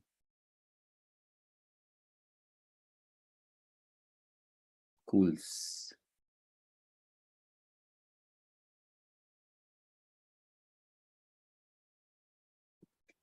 Come back at 10:15 max. Okay.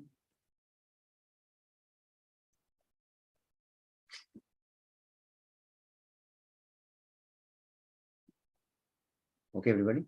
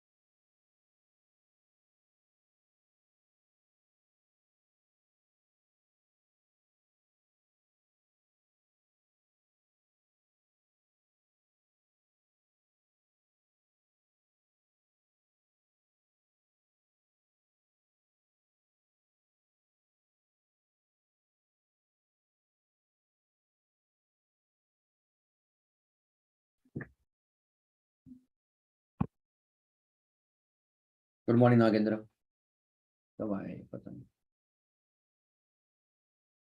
हे भगवान, आगे क्या सब लोग?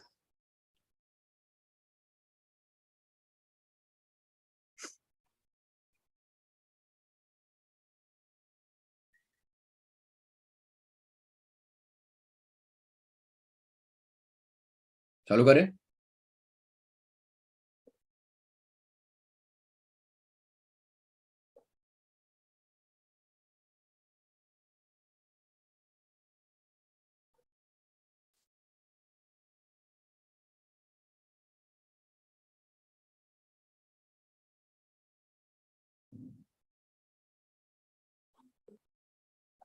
Let's start.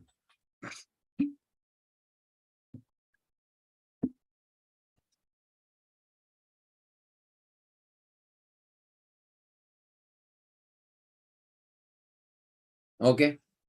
Let's do one more question. Everybody ready?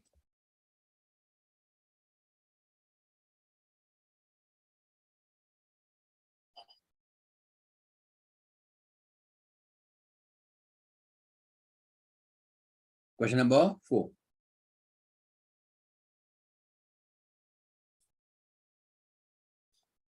So simple. It's a simple question actually. Under which head of income following incomes will be taxable? Okay, we just have to decide the heads of income. Okay, first one. What is the bachcho type of income? Commission received by a whole-time director of the company. Tell me, what do you think? Salaries or others? Salaries. Why? That is employer-employee relationship. Why? Because he is whole-time director. Very good. So any amount paid to that whole-time director, bachcho, we will call it as salary. Hai na? Generally, normally. Yes, tell you. So income from salaries.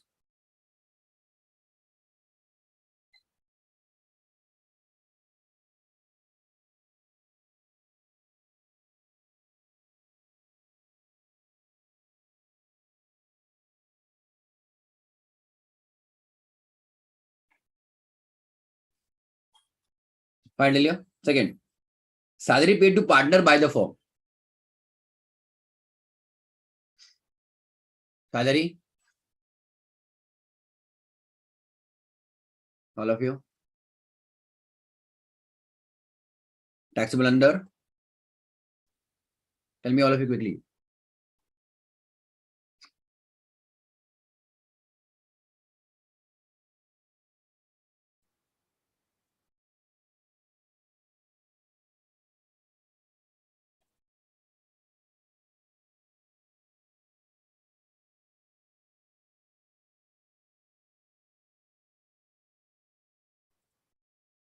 Partner firm, no employer employee.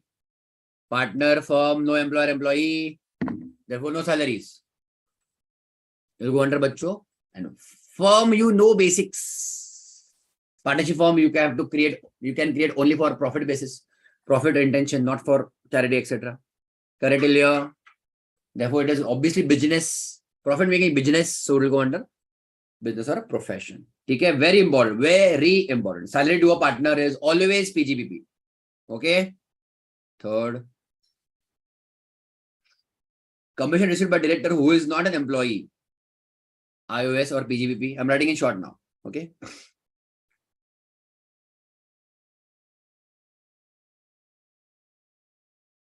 Fourth, emoluments means again amount received by a college lecturer, but from college. Salary. So salary will include everything, bacho. Okay. Any kind of different amounts also if paid by employer. So the salary.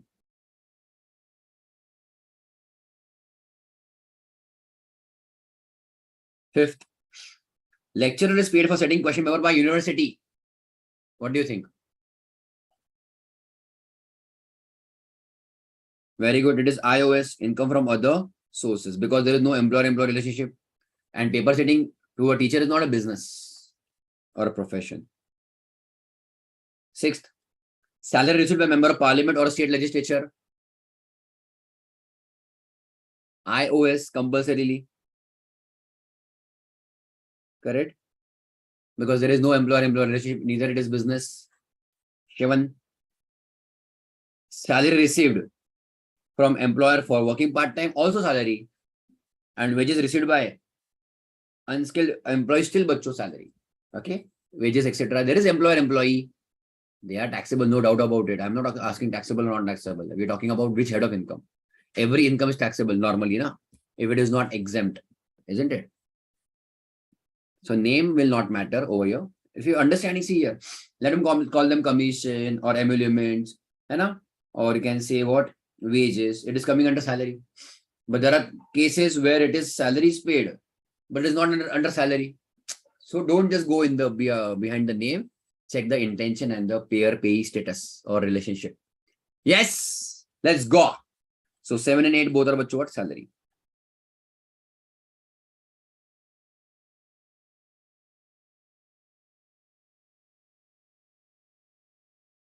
All right, everybody. We'll go ahead, everyone. Chalo. We'll do some more theory, is it? Theory is lengthy in this chapter. Too much of theory. Before we start with any questions, no? Okay?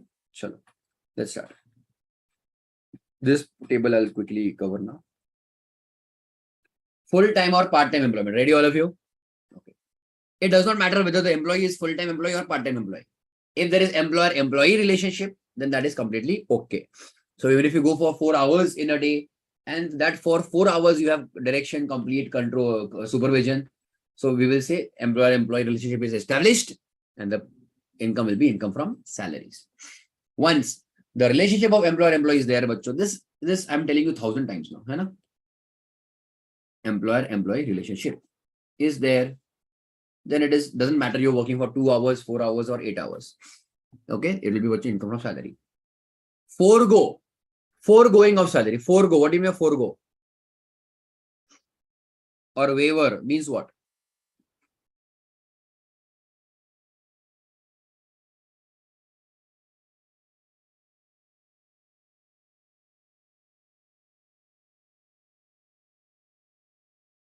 Sacrifice. That is what bacho? Sacrifice. Forego is letting it go. Give up, in a way. Or you can say sacrifice. Okay, sacrifice you understand, no? Balidan. Balidan dena ho. Balidan. Sacrifice. Okay. Once salary accrues you understand? You earned it. Earning is different from receiving, isn't it? Earning is different from receiving. Okay. So once salary accrues, the subsequent means later on. Waiver means give up, sacrifice by the employee does not absolve him, does not free him from the liability to income tax. Such waiver is only an application, means use, and hence chargeable to tax. Basically, section 15 said what? Accrued or received, whichever is earlier. If salary is accrued, you do whatever with that salary. You do whatever the salary is not the concern of department. They say you earned it, we will tax it. You are giving it to your wife, girlfriend, husband, boyfriend, whatever, we don't care. Okay? You have earned it, it is taxable. Clear, even if you burn it or donate it, we do not care, it is taxable. Clear? So check. Mr. A, an employee, instructs or tells his employer that he is not interested in receiving the salary for the month of April.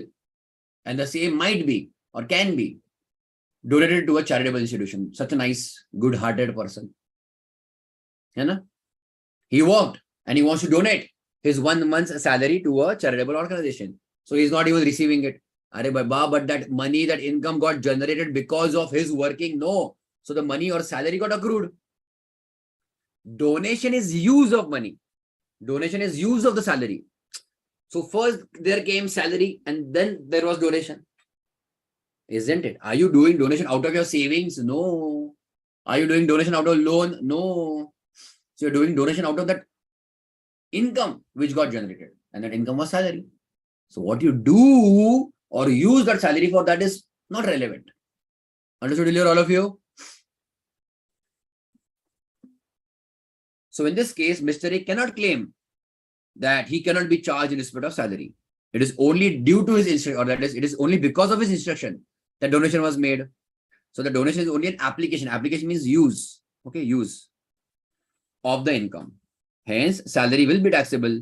That salary particularly will be taxable in the hands of Mr. A. He is, however, entitled to claim a deduction under section 80G donation that we will see later on. Right now, it is not important. Okay. Basically, foregoing of salary or use, application of salary is irrelevant.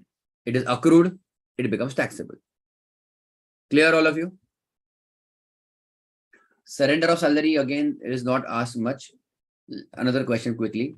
However, if an employee surrenders his salary to the central government under section 2 of the voluntary surrender of salaries, voluntary, the salary so surrendered will be exempt while computing his taxable income. Surrendered as per the act, but or special, you can say purpose.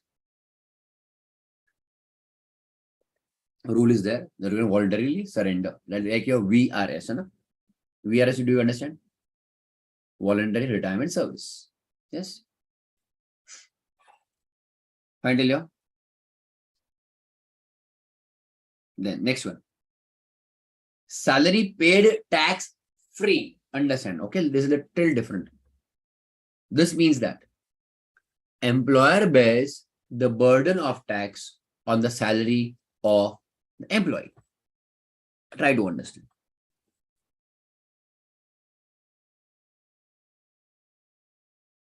If the employer, I'm doing a very basic example, okay?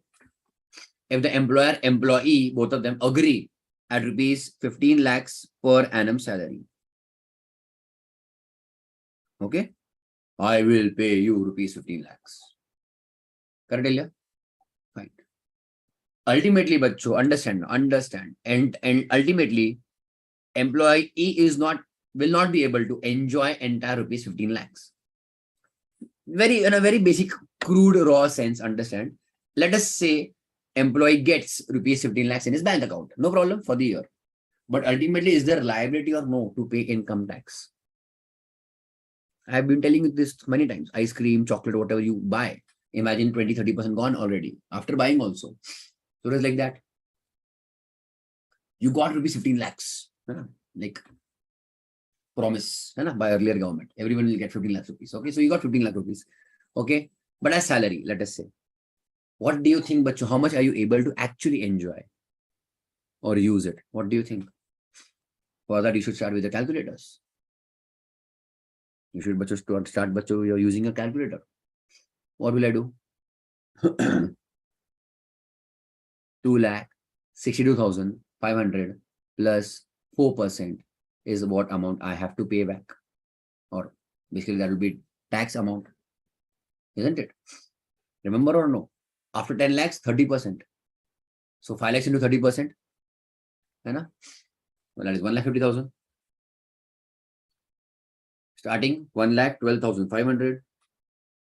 262,500 plus 4%. Correct, Ilya?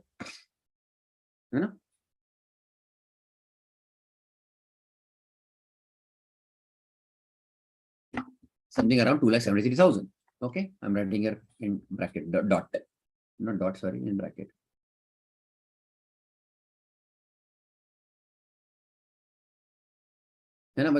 So ultimately, he was able to enjoy only how much?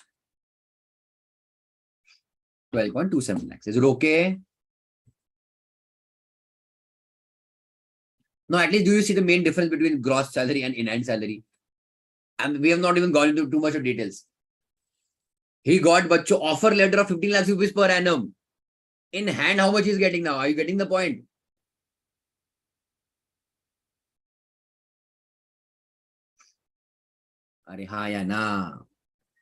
He thought he'll get 1.25 lakh something per month, but he's getting only 1 lakh almost per month.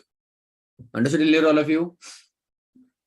Now, salary paid tax free means what? Pay attention. See, employer is paying 15 lakhs. And this tax liability, bacho, overall, pay attention, understand, bacho. This liability of 2.73 lakhs, tax liability, is actually whose liability? It is employee's liability. Now he has earned the income. Simple or no? So employee says, wait a minute. You told me 15 lakhs, but you're giving me 12.27. Why? Employer says tax amount. That is your tax liability. We have to reduce the tax at source.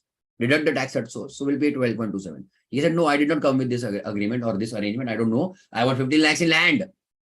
I want 15 lakhs in hand. So employer reimburses this 2.73 lakhs. Are you getting my point, everybody? Employer reimburses what? 2.73 lakhs. In that case, that salary is called as salary paid tax-free. Okay, check. This means that employer bears the burden. Bears you understand, no? The burden of tax on salary of the employee. So 2.73 lakhs, bacho, as such, for the or on behalf of employee who has paid employer. In such a case, the income from salaries in the hands of employee will consist of his salary income, and also obviously the tax on this salary paid by the employer. Basically, how much amount bacho will be taxable? Tell me. Entire 15 lakh rupees will be taxable. Okay. Whatever is taxable in his hands, as well as the tax paid by the employer, will also be the income of the employee. Okay. Basically, a benefit given by employer to employee. Okay. His own salary income, employees, and also the tax paid by the employer. Yes. Done till here? Salary from UNO, again, not that great. Quickly, let us finish that. Section 2 of the UNO Act gives some exemption from income tax to salaries and again benefits paid to UNO by UNO to its officials. Okay. So it is exempt. It is at an international level, but are you getting my point or no? Let us say you work with UNO, United Nations Organization, and the UNO pays salary to its officials, or you can say employees. So that amount paid is tax-free as per Act. Okay, so we also follow that. So it is tax-free. Besides salary, any pension covered under this particular Act, again, United Nations Act, and received from UNO is also exempt. Okay, so United Nations bacho is what? Exempt. Shashi Tharoor was under this, you can say, I think, election for becoming the president of United Nations Organization. He lost that election, but he was second in charge at UNO before entering into politics, by the way.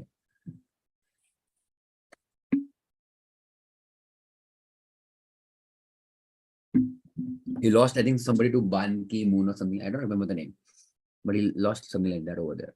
So that Chinese person became UNO president for that 1 or 2 years. Okay, let's go ahead. Done. Next one, important. Advance salary. Okay. This is we have already covered. Advance salary is taxable when it is received by employee, irrespective of the fact whether it is due or not. In all the examples which we have done, but 1 month salary taken in advance. People can take 2 months salary in advance, 3 months salary in advance. It becomes riskier and riskier for the employer. What if he takes advance salary and then doesn't work or works very time pass? That is again a loss to the employer, no, bacho? Isn't it, everybody? So, but basically we have covered that. It is taxable on a receipt basis. Okay. So what it's advance means what it is before the salary being due, na? Are you getting the point? Are you getting the point, all of you? It is getting what bacho received before it is getting due. So obviously it is taxable before. That is on receipt basis. Okay. Done till here. Next one. Arrears of salary. Again, that word has come. And it is also important. Arrear means what, bacho? Before or after? What do you think? I mean, it is in advance or is it late? Arrear. Late. It is bacho due but unpaid in a way. Outstanding in a way. But also I can also say, bacho, it is not confirmed that you will be. It is not yet confirmed that it was payable and then it is not paid. It is not yet confirmed that you are supposed to get higher salary or more salary. We got to know about it later on. Okay, we got to know about it later. Please understand, okay? Understand. Have you heard of 5th pay, 6th pay, 7th pay commission?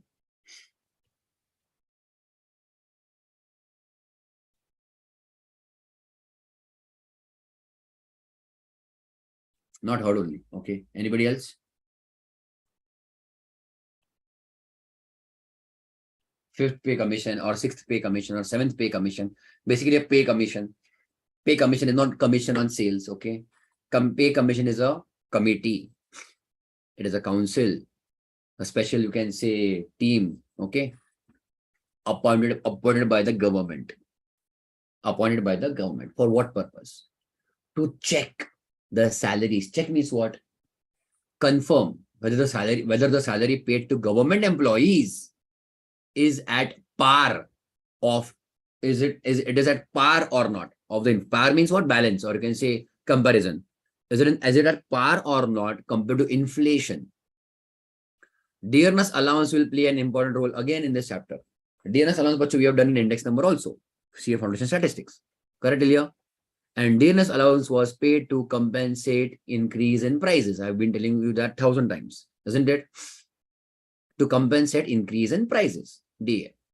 So whether the DA is sufficient or not, the growth rate is correct, the growth in the salary is correct or not. Understood earlier?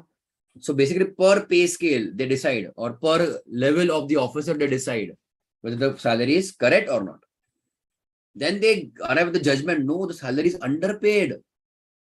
The salary is underpaid. And then they decide that for a particular level, who should get how much salary. Okay, so understand. So generally this commission, but they sit means obviously they study, etc. And they give a decision. Let us say, I'm just giving you an example, okay? They gave a decision in 2022.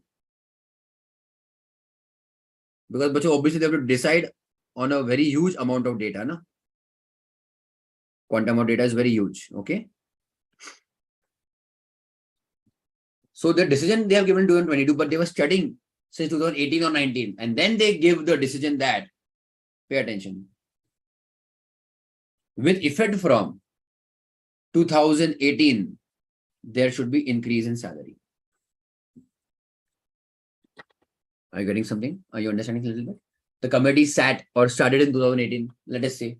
They gave the decision in 2022 that with effect from, or we have seen as per our study, the employees are underpaid from 2018. And then they say 5%, 10%, whatever.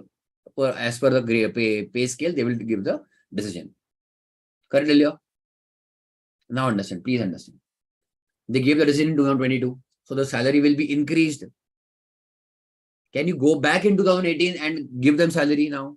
Extra salary? No. So when will you give them? Only obviously after the decision. But the salary also belongs to now which years? 18, 19, 20, 21, etc. Are you getting the point? The extra salary which will be paid now, that is called as arrears in salary. It was due but unpaid. But I can't actually call it due because I did not know, or the employee did not know, even the employer did not know that we have to pay extra. In 18, 19, 20, 21, we did not know. We paid as per the current rules, but now they're saying pay backdated. Pay what backdated? Yes. So arrears bacho will be paid in, let us say, in the current year, 22. Hai na? Correct, Leo? Now will we tax this amounts in 2018? We cannot.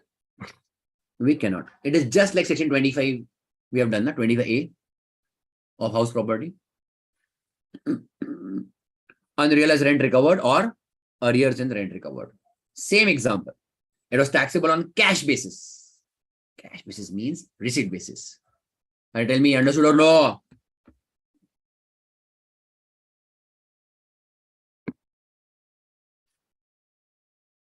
Fine till here, everybody.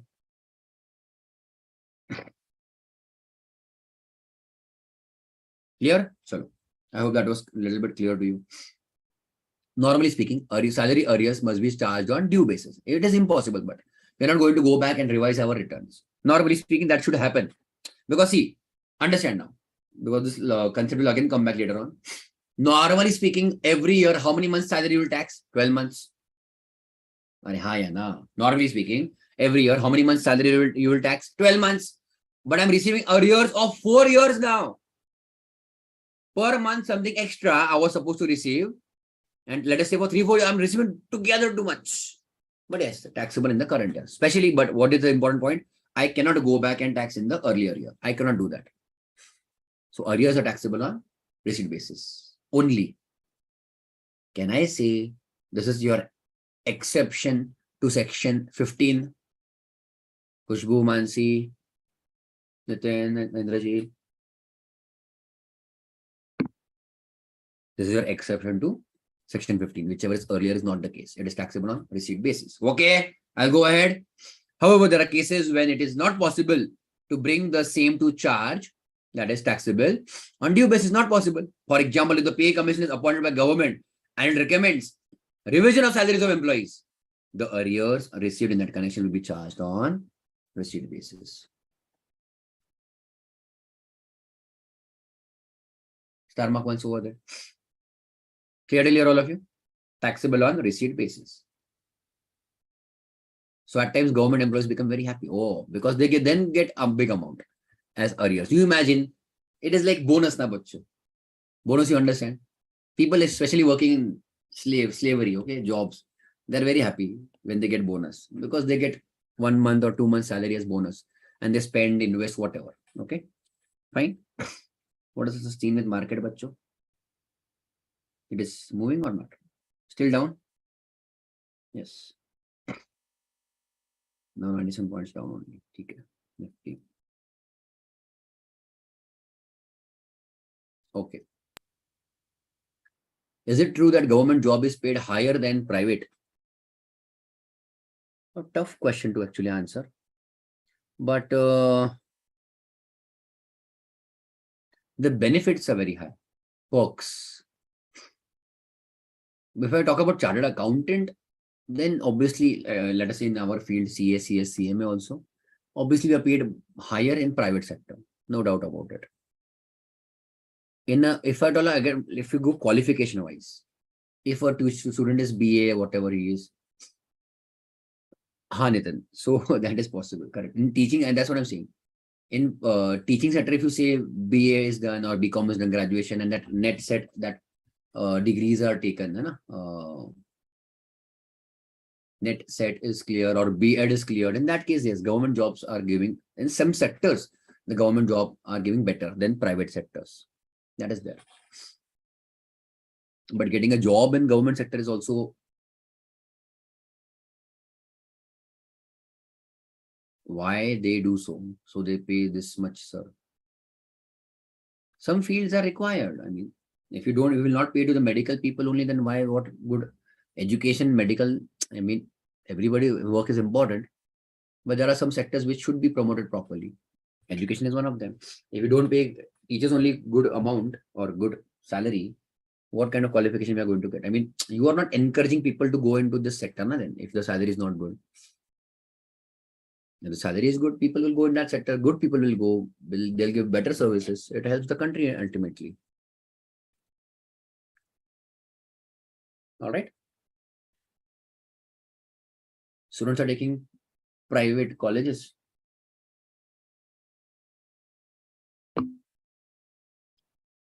Even if you go to a college, you might prefer a better or an aided college. Aided means what? Which is government aided. I'm talking again normal and majority of people. There are obviously very rich colleges which are private, or now they are private universities or deemed universities. They have become very costly. And then again, their entire business as such is different. I'm talking a majority of other universities which are government aided or government funded. So their fees are very less or less normally. And their teachers also paid quite good. And yes, in a way, government job security is always there. That today also all of that they say. In private, no job security. You can be thrown out anytime. Okay. Chalo. Loan or advance against salary. Achha.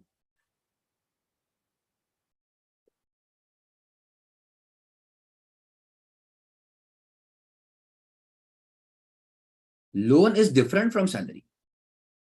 Understand? Very simple logic, I'll tell you. There is a borrower. I think I discussed this concept, I don't remember. And lender. Who will give bacho who loan? Tell me. lender will give the loan to borrower. Okay, Dalia Khushbu?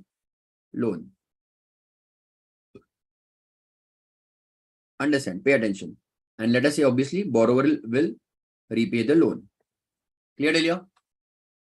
Let me ask you a very simple question. If a loan of rupees 100 is given, and if the loan repaid is also rupees 100, nothing extra is given to the lender, is there any income generated for anybody? The lender gives initially in the starting rupees 100. Is that income of borrower? Loan, how can loan be income? Loan is a balance sheet liability item, isn't it? And liability for one person, advance or asset for another person. This much you understand, no? Contra entry. So liability for the borrower, so definitely asset for the lender. Clear? Similarly, let us say, I'm just giving you some hypothetical. Hypothetical means what? Imaginary example. And the borrower also repays rupees 100. Is there any kind of income generated in this transaction? No. Let us say I gave to my uncle or auntie or brother or sister rupees 1 lakh. They gave me back rupees 1 lakh. So that way, but so that loan will be called as interest-free loan. Possible, and this is very much valid, allowed, no problem. On every loan, there has to be some interest. It is not necessary. Okay, when you give to your friend, you charge interest. You should, but we don't, isn't it? Forget about interest. There are bad debts. Literally, I have bad debts with my friends now. And I was telling you, I think in time value of money also. Don't give loan to your friends. Never ever. Okay, don't. Anyways, let's go ahead. I mean, for that, first you have to earn income. Anyways, okay. So loan has, let us say, so there can be case of interest-free loan also. Okay, fine, Delia. So no income is earned over there. Fine. Now understand. However, if I repay back rupees 110, loan is of 100 and loan repaid is rupees 110. Whose income it is and how much it is?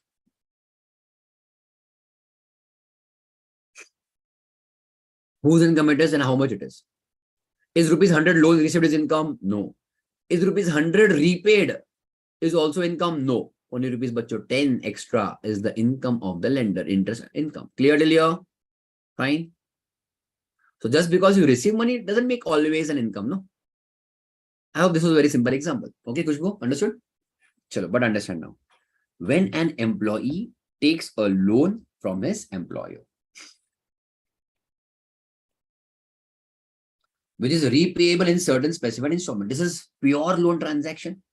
He takes a loan, which is repayable in certain specified installments. Obviously, loan is repaid in installments. The loan amount cannot be brought to tax as salary of the employee. Means what? Now, but I'll just replace here, or I'll also write down the names. This is lender is employer and borrower is employee. Clear, Delio? Understand? Employer gave a loan of rupees 100 and employee bacho, pay attention, repaid rupees 100, as well as, please understand, employee is still working with employer. So every month, what is happening? What is also bacho employer giving to employee?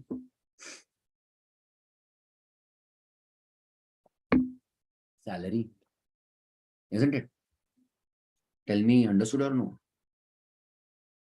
Salary is going on per month.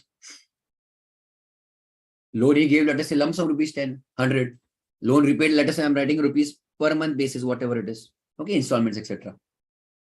Are you getting my point, all of you? Basically, try to understand. There are two parties, but two different transactions also. Same parties, employer, employee, but they are doing two different separate transactions. One was your job, work and salary is going on. Another, I gave you a loan, repay that loan. Both the transactions are separate. Understood? Clear, Delia? Fine. Fine, okay, everybody? The loan amount will not be put into tax. Similarly, advance against salary is different from advance salary. Now, but you understand, here the advance means loan, against means security.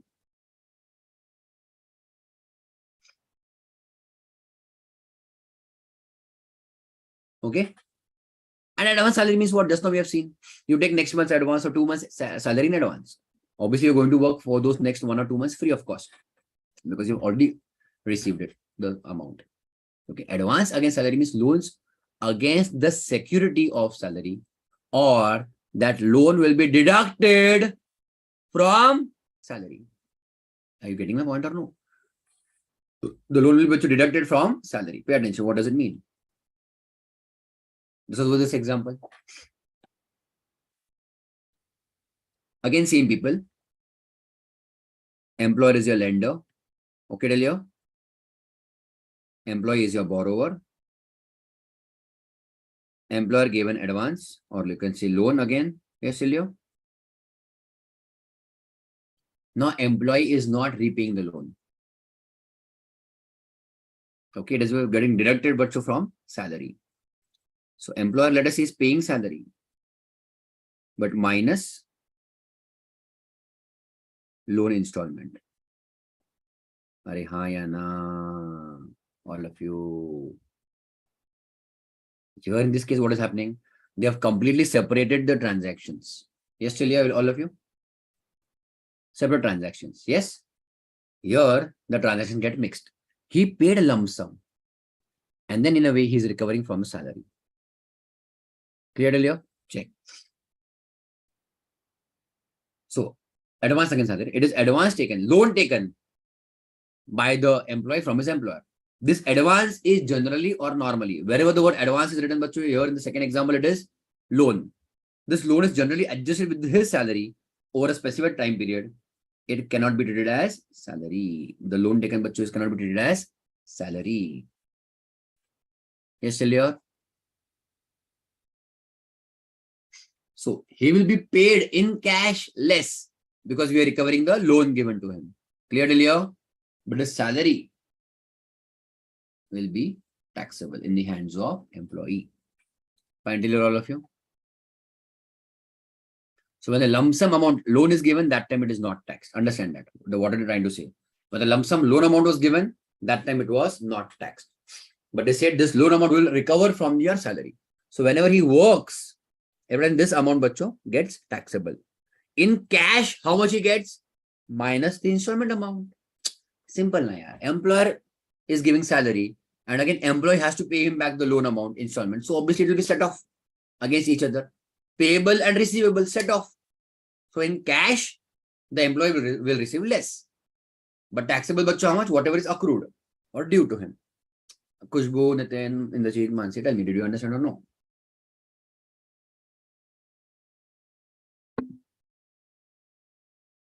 Good. Very good. All right. Quickly, bacho, read through this table. Section 17. You will say, sir, you directly start with 17. I will take some examples. We'll see that. We don't have example on loan and all of that right now. We don't have. Okay. Quickly go through this table. Or this, whatever you have on the screen. Quickly.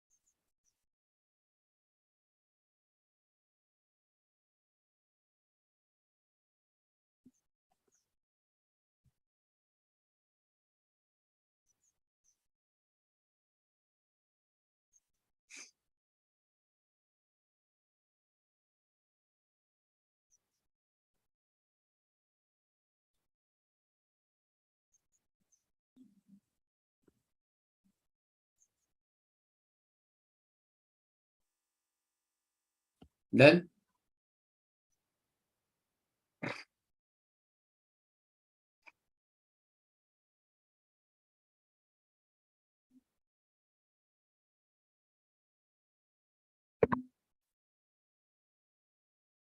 Did you read all of you? You just have to read that, nothing else.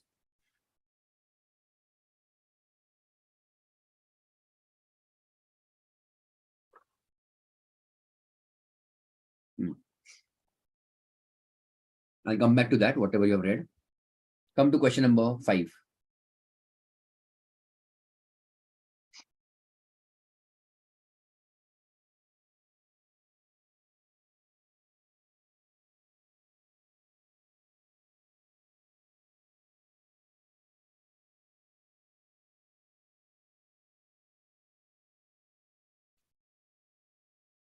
Ready, all of you?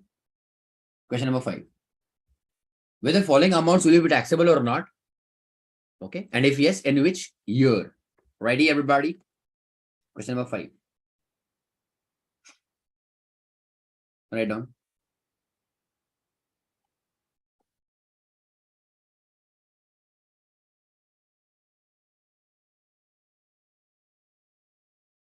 First one. A.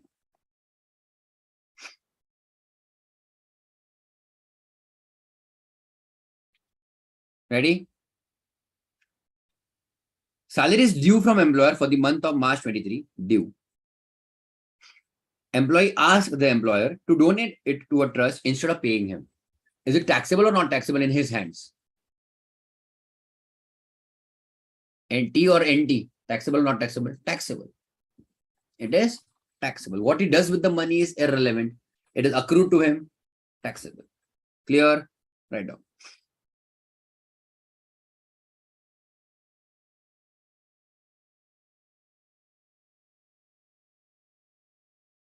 Sometimes you might have heard even some CEOs of some big companies, they take salary of rupees 1 only for the year. Just rupees 1 for the year or $1, whatever. Just to say that, yes, they don't want any income from companies. It is just to save your taxes. That's it. Yeah, personal tax. Donation of salary is application of salary.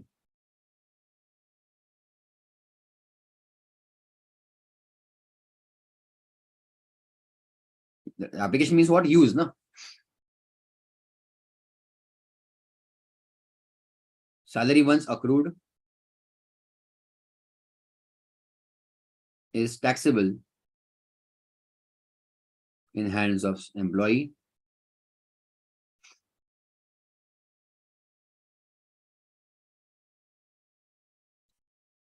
Now it is for March 23, due in March 23. So we'll take it in 22-23. Therefore taxable.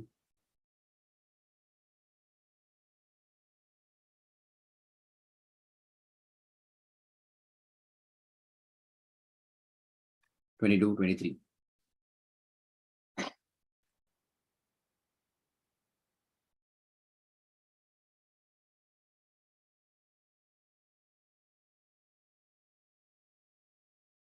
Done. B.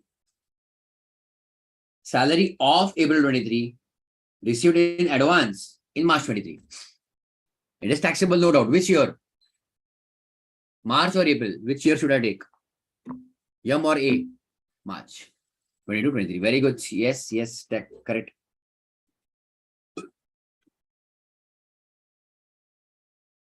Taxable in March 23.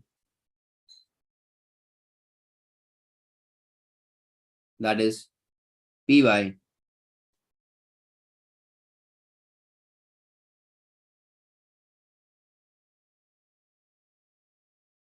(22, 23). Yes, Celia? Done?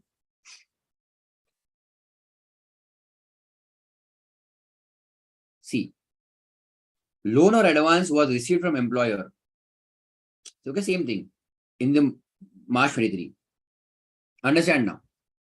It will be adjusted against the salary of April 23. Tell me, Acho.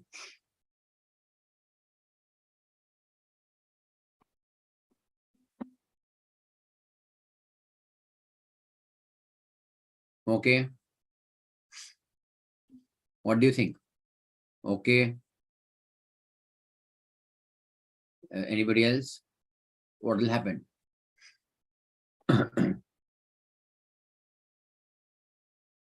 This is not income. Loan or advance is not an income. Simple. When they will adjust it against the salary of April 23, salary of April 23 will be taxed in April 23. Salary. I told you his salary will be reduced, or we will do reduction from that salary. But salary of April will be taxed in April only. When did he receive the loan? That loan is not an income. Yes. Loan is not an income. Right now.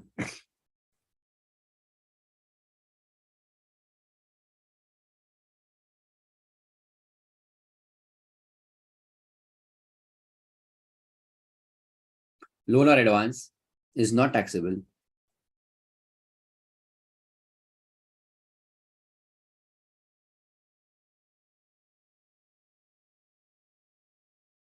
as salary. Yes, Celia? Loan or advance is not taxable as salary. Yes?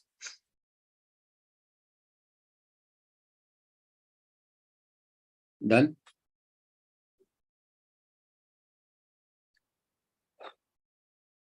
D. Simple. So, whenever they want to adjust, they adjust. Okay? That has nothing to do with now loan or this advance. D. Salary of 21-22 was increased in 23 and differential amount was received in on 31st January 23. Why March I'm saying? Salary of 21-22 was given extra in 22-23 basically. When will be taxed? 21-22 or 22-23? 22-23 because it was increased later on. It is retrospective effect. Retrospective, remember, backdated effect. Retrospective means backdated. So write down.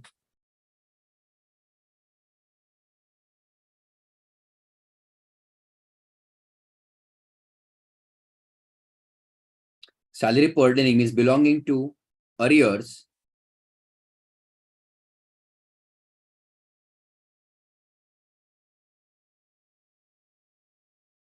will be taxed in PY 22-23 on receipt basis. Yes, Tilio? On receipt basis. Correct? And E, last one. Joining bonus received in March 23, but date of joining is April 23. Okay? Write down.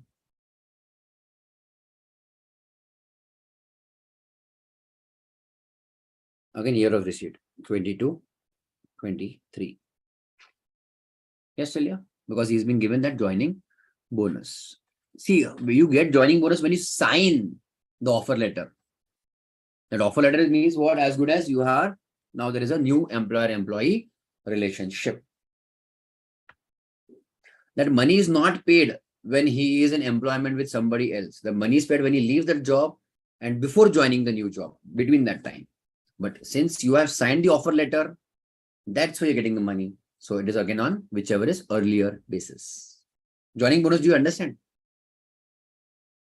That we are so happy with your performance, not performance, we are so happy with your resume, CV, profile, that we like you a lot. Please come join us. Happens in big companies, they pay. In our sector also they pay if your profile is very good. Okay, that please join us. Obviously there is increment on your salary of 20 or 30%. So if you're, let us say, you're earning 1 lakh rupees, you will get 1,20,000 or 1,30,000 rupees per month in the new company. I'm just giving you an example. But to attract this talent, extra money is also paid. That is called as joining bonus immediately, without any performance review, etc., etc., etc. Anna, got it? All of you?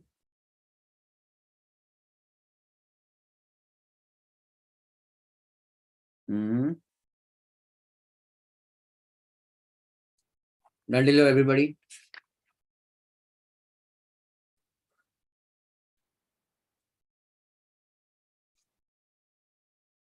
I'll just quickly go, let us quickly go through the sections for your understanding. Check everybody. What all we have in our syllabus. Okay. There are lots of things in our syllabus, but still.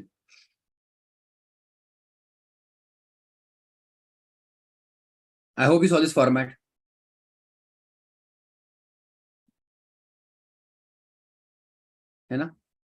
Looks very simple, but it is not. Because there will be 10, 5 items in every line. There can be, okay? Check what do you have in salaries. Basic salary, some allowances, which are taxable allowances. Then some perquisites. It is not prerequisite, it is perquisites. What is it? We will come to that later on. Perquisites. So that gives you your gross salary. From gross salary, again, you can do some standard deduction. Then allow some entertainment taxes or allowances and some professional tax. These amounts are there, three amounts that you can reduce. Will we take back to 24A and 24B now? Standard deduction at the rate of 30%.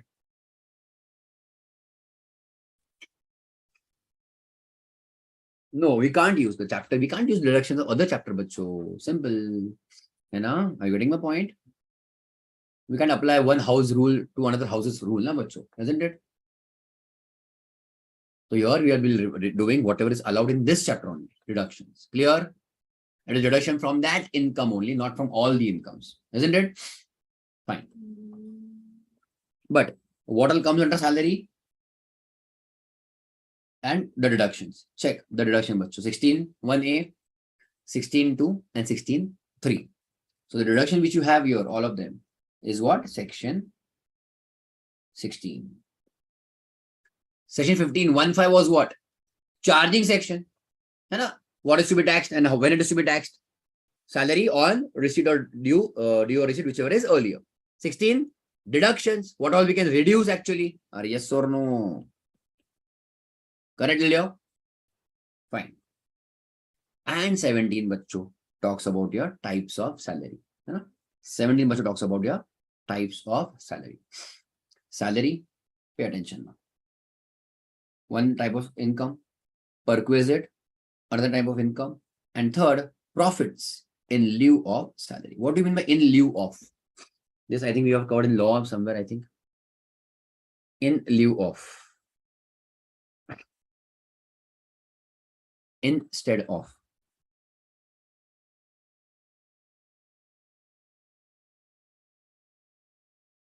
In lieu of means what? Instead of. Okay.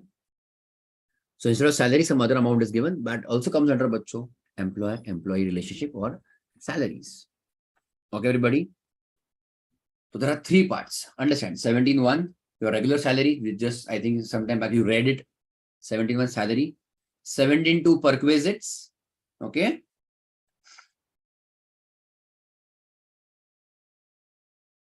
Correct, Elio? And 17(3) profits in lieu of salary. Okay, everybody. Perquisites are very, very lengthy. Finally, all of you. So salary has three parts. Don't forget.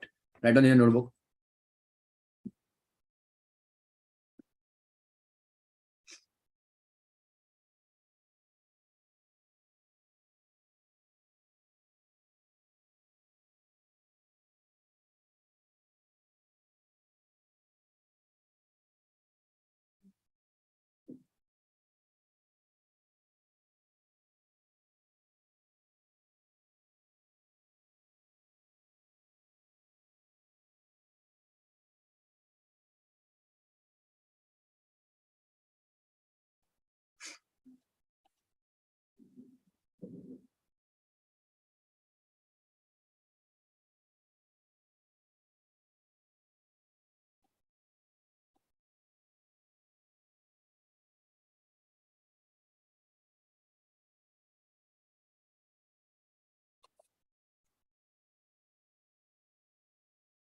First one is what? Your regular salary, which is just salary.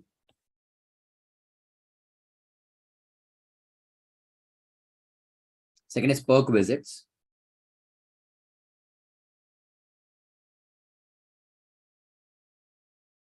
And third is profit in lieu of salary. Profit means again some benefit.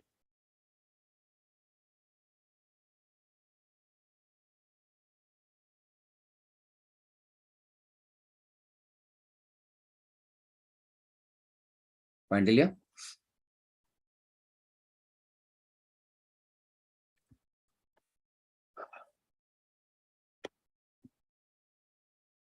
All right.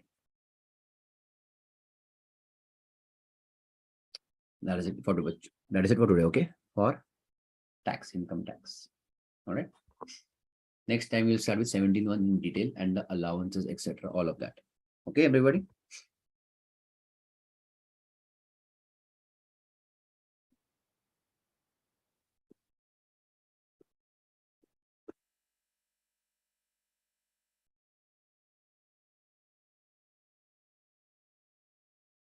Done till here, all of you? Tell me.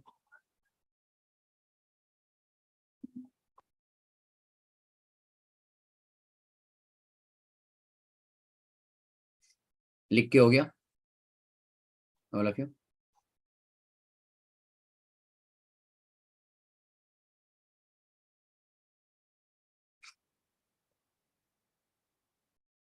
ठीक है. 11:30 will start then. 11:30 will start with law. Okay.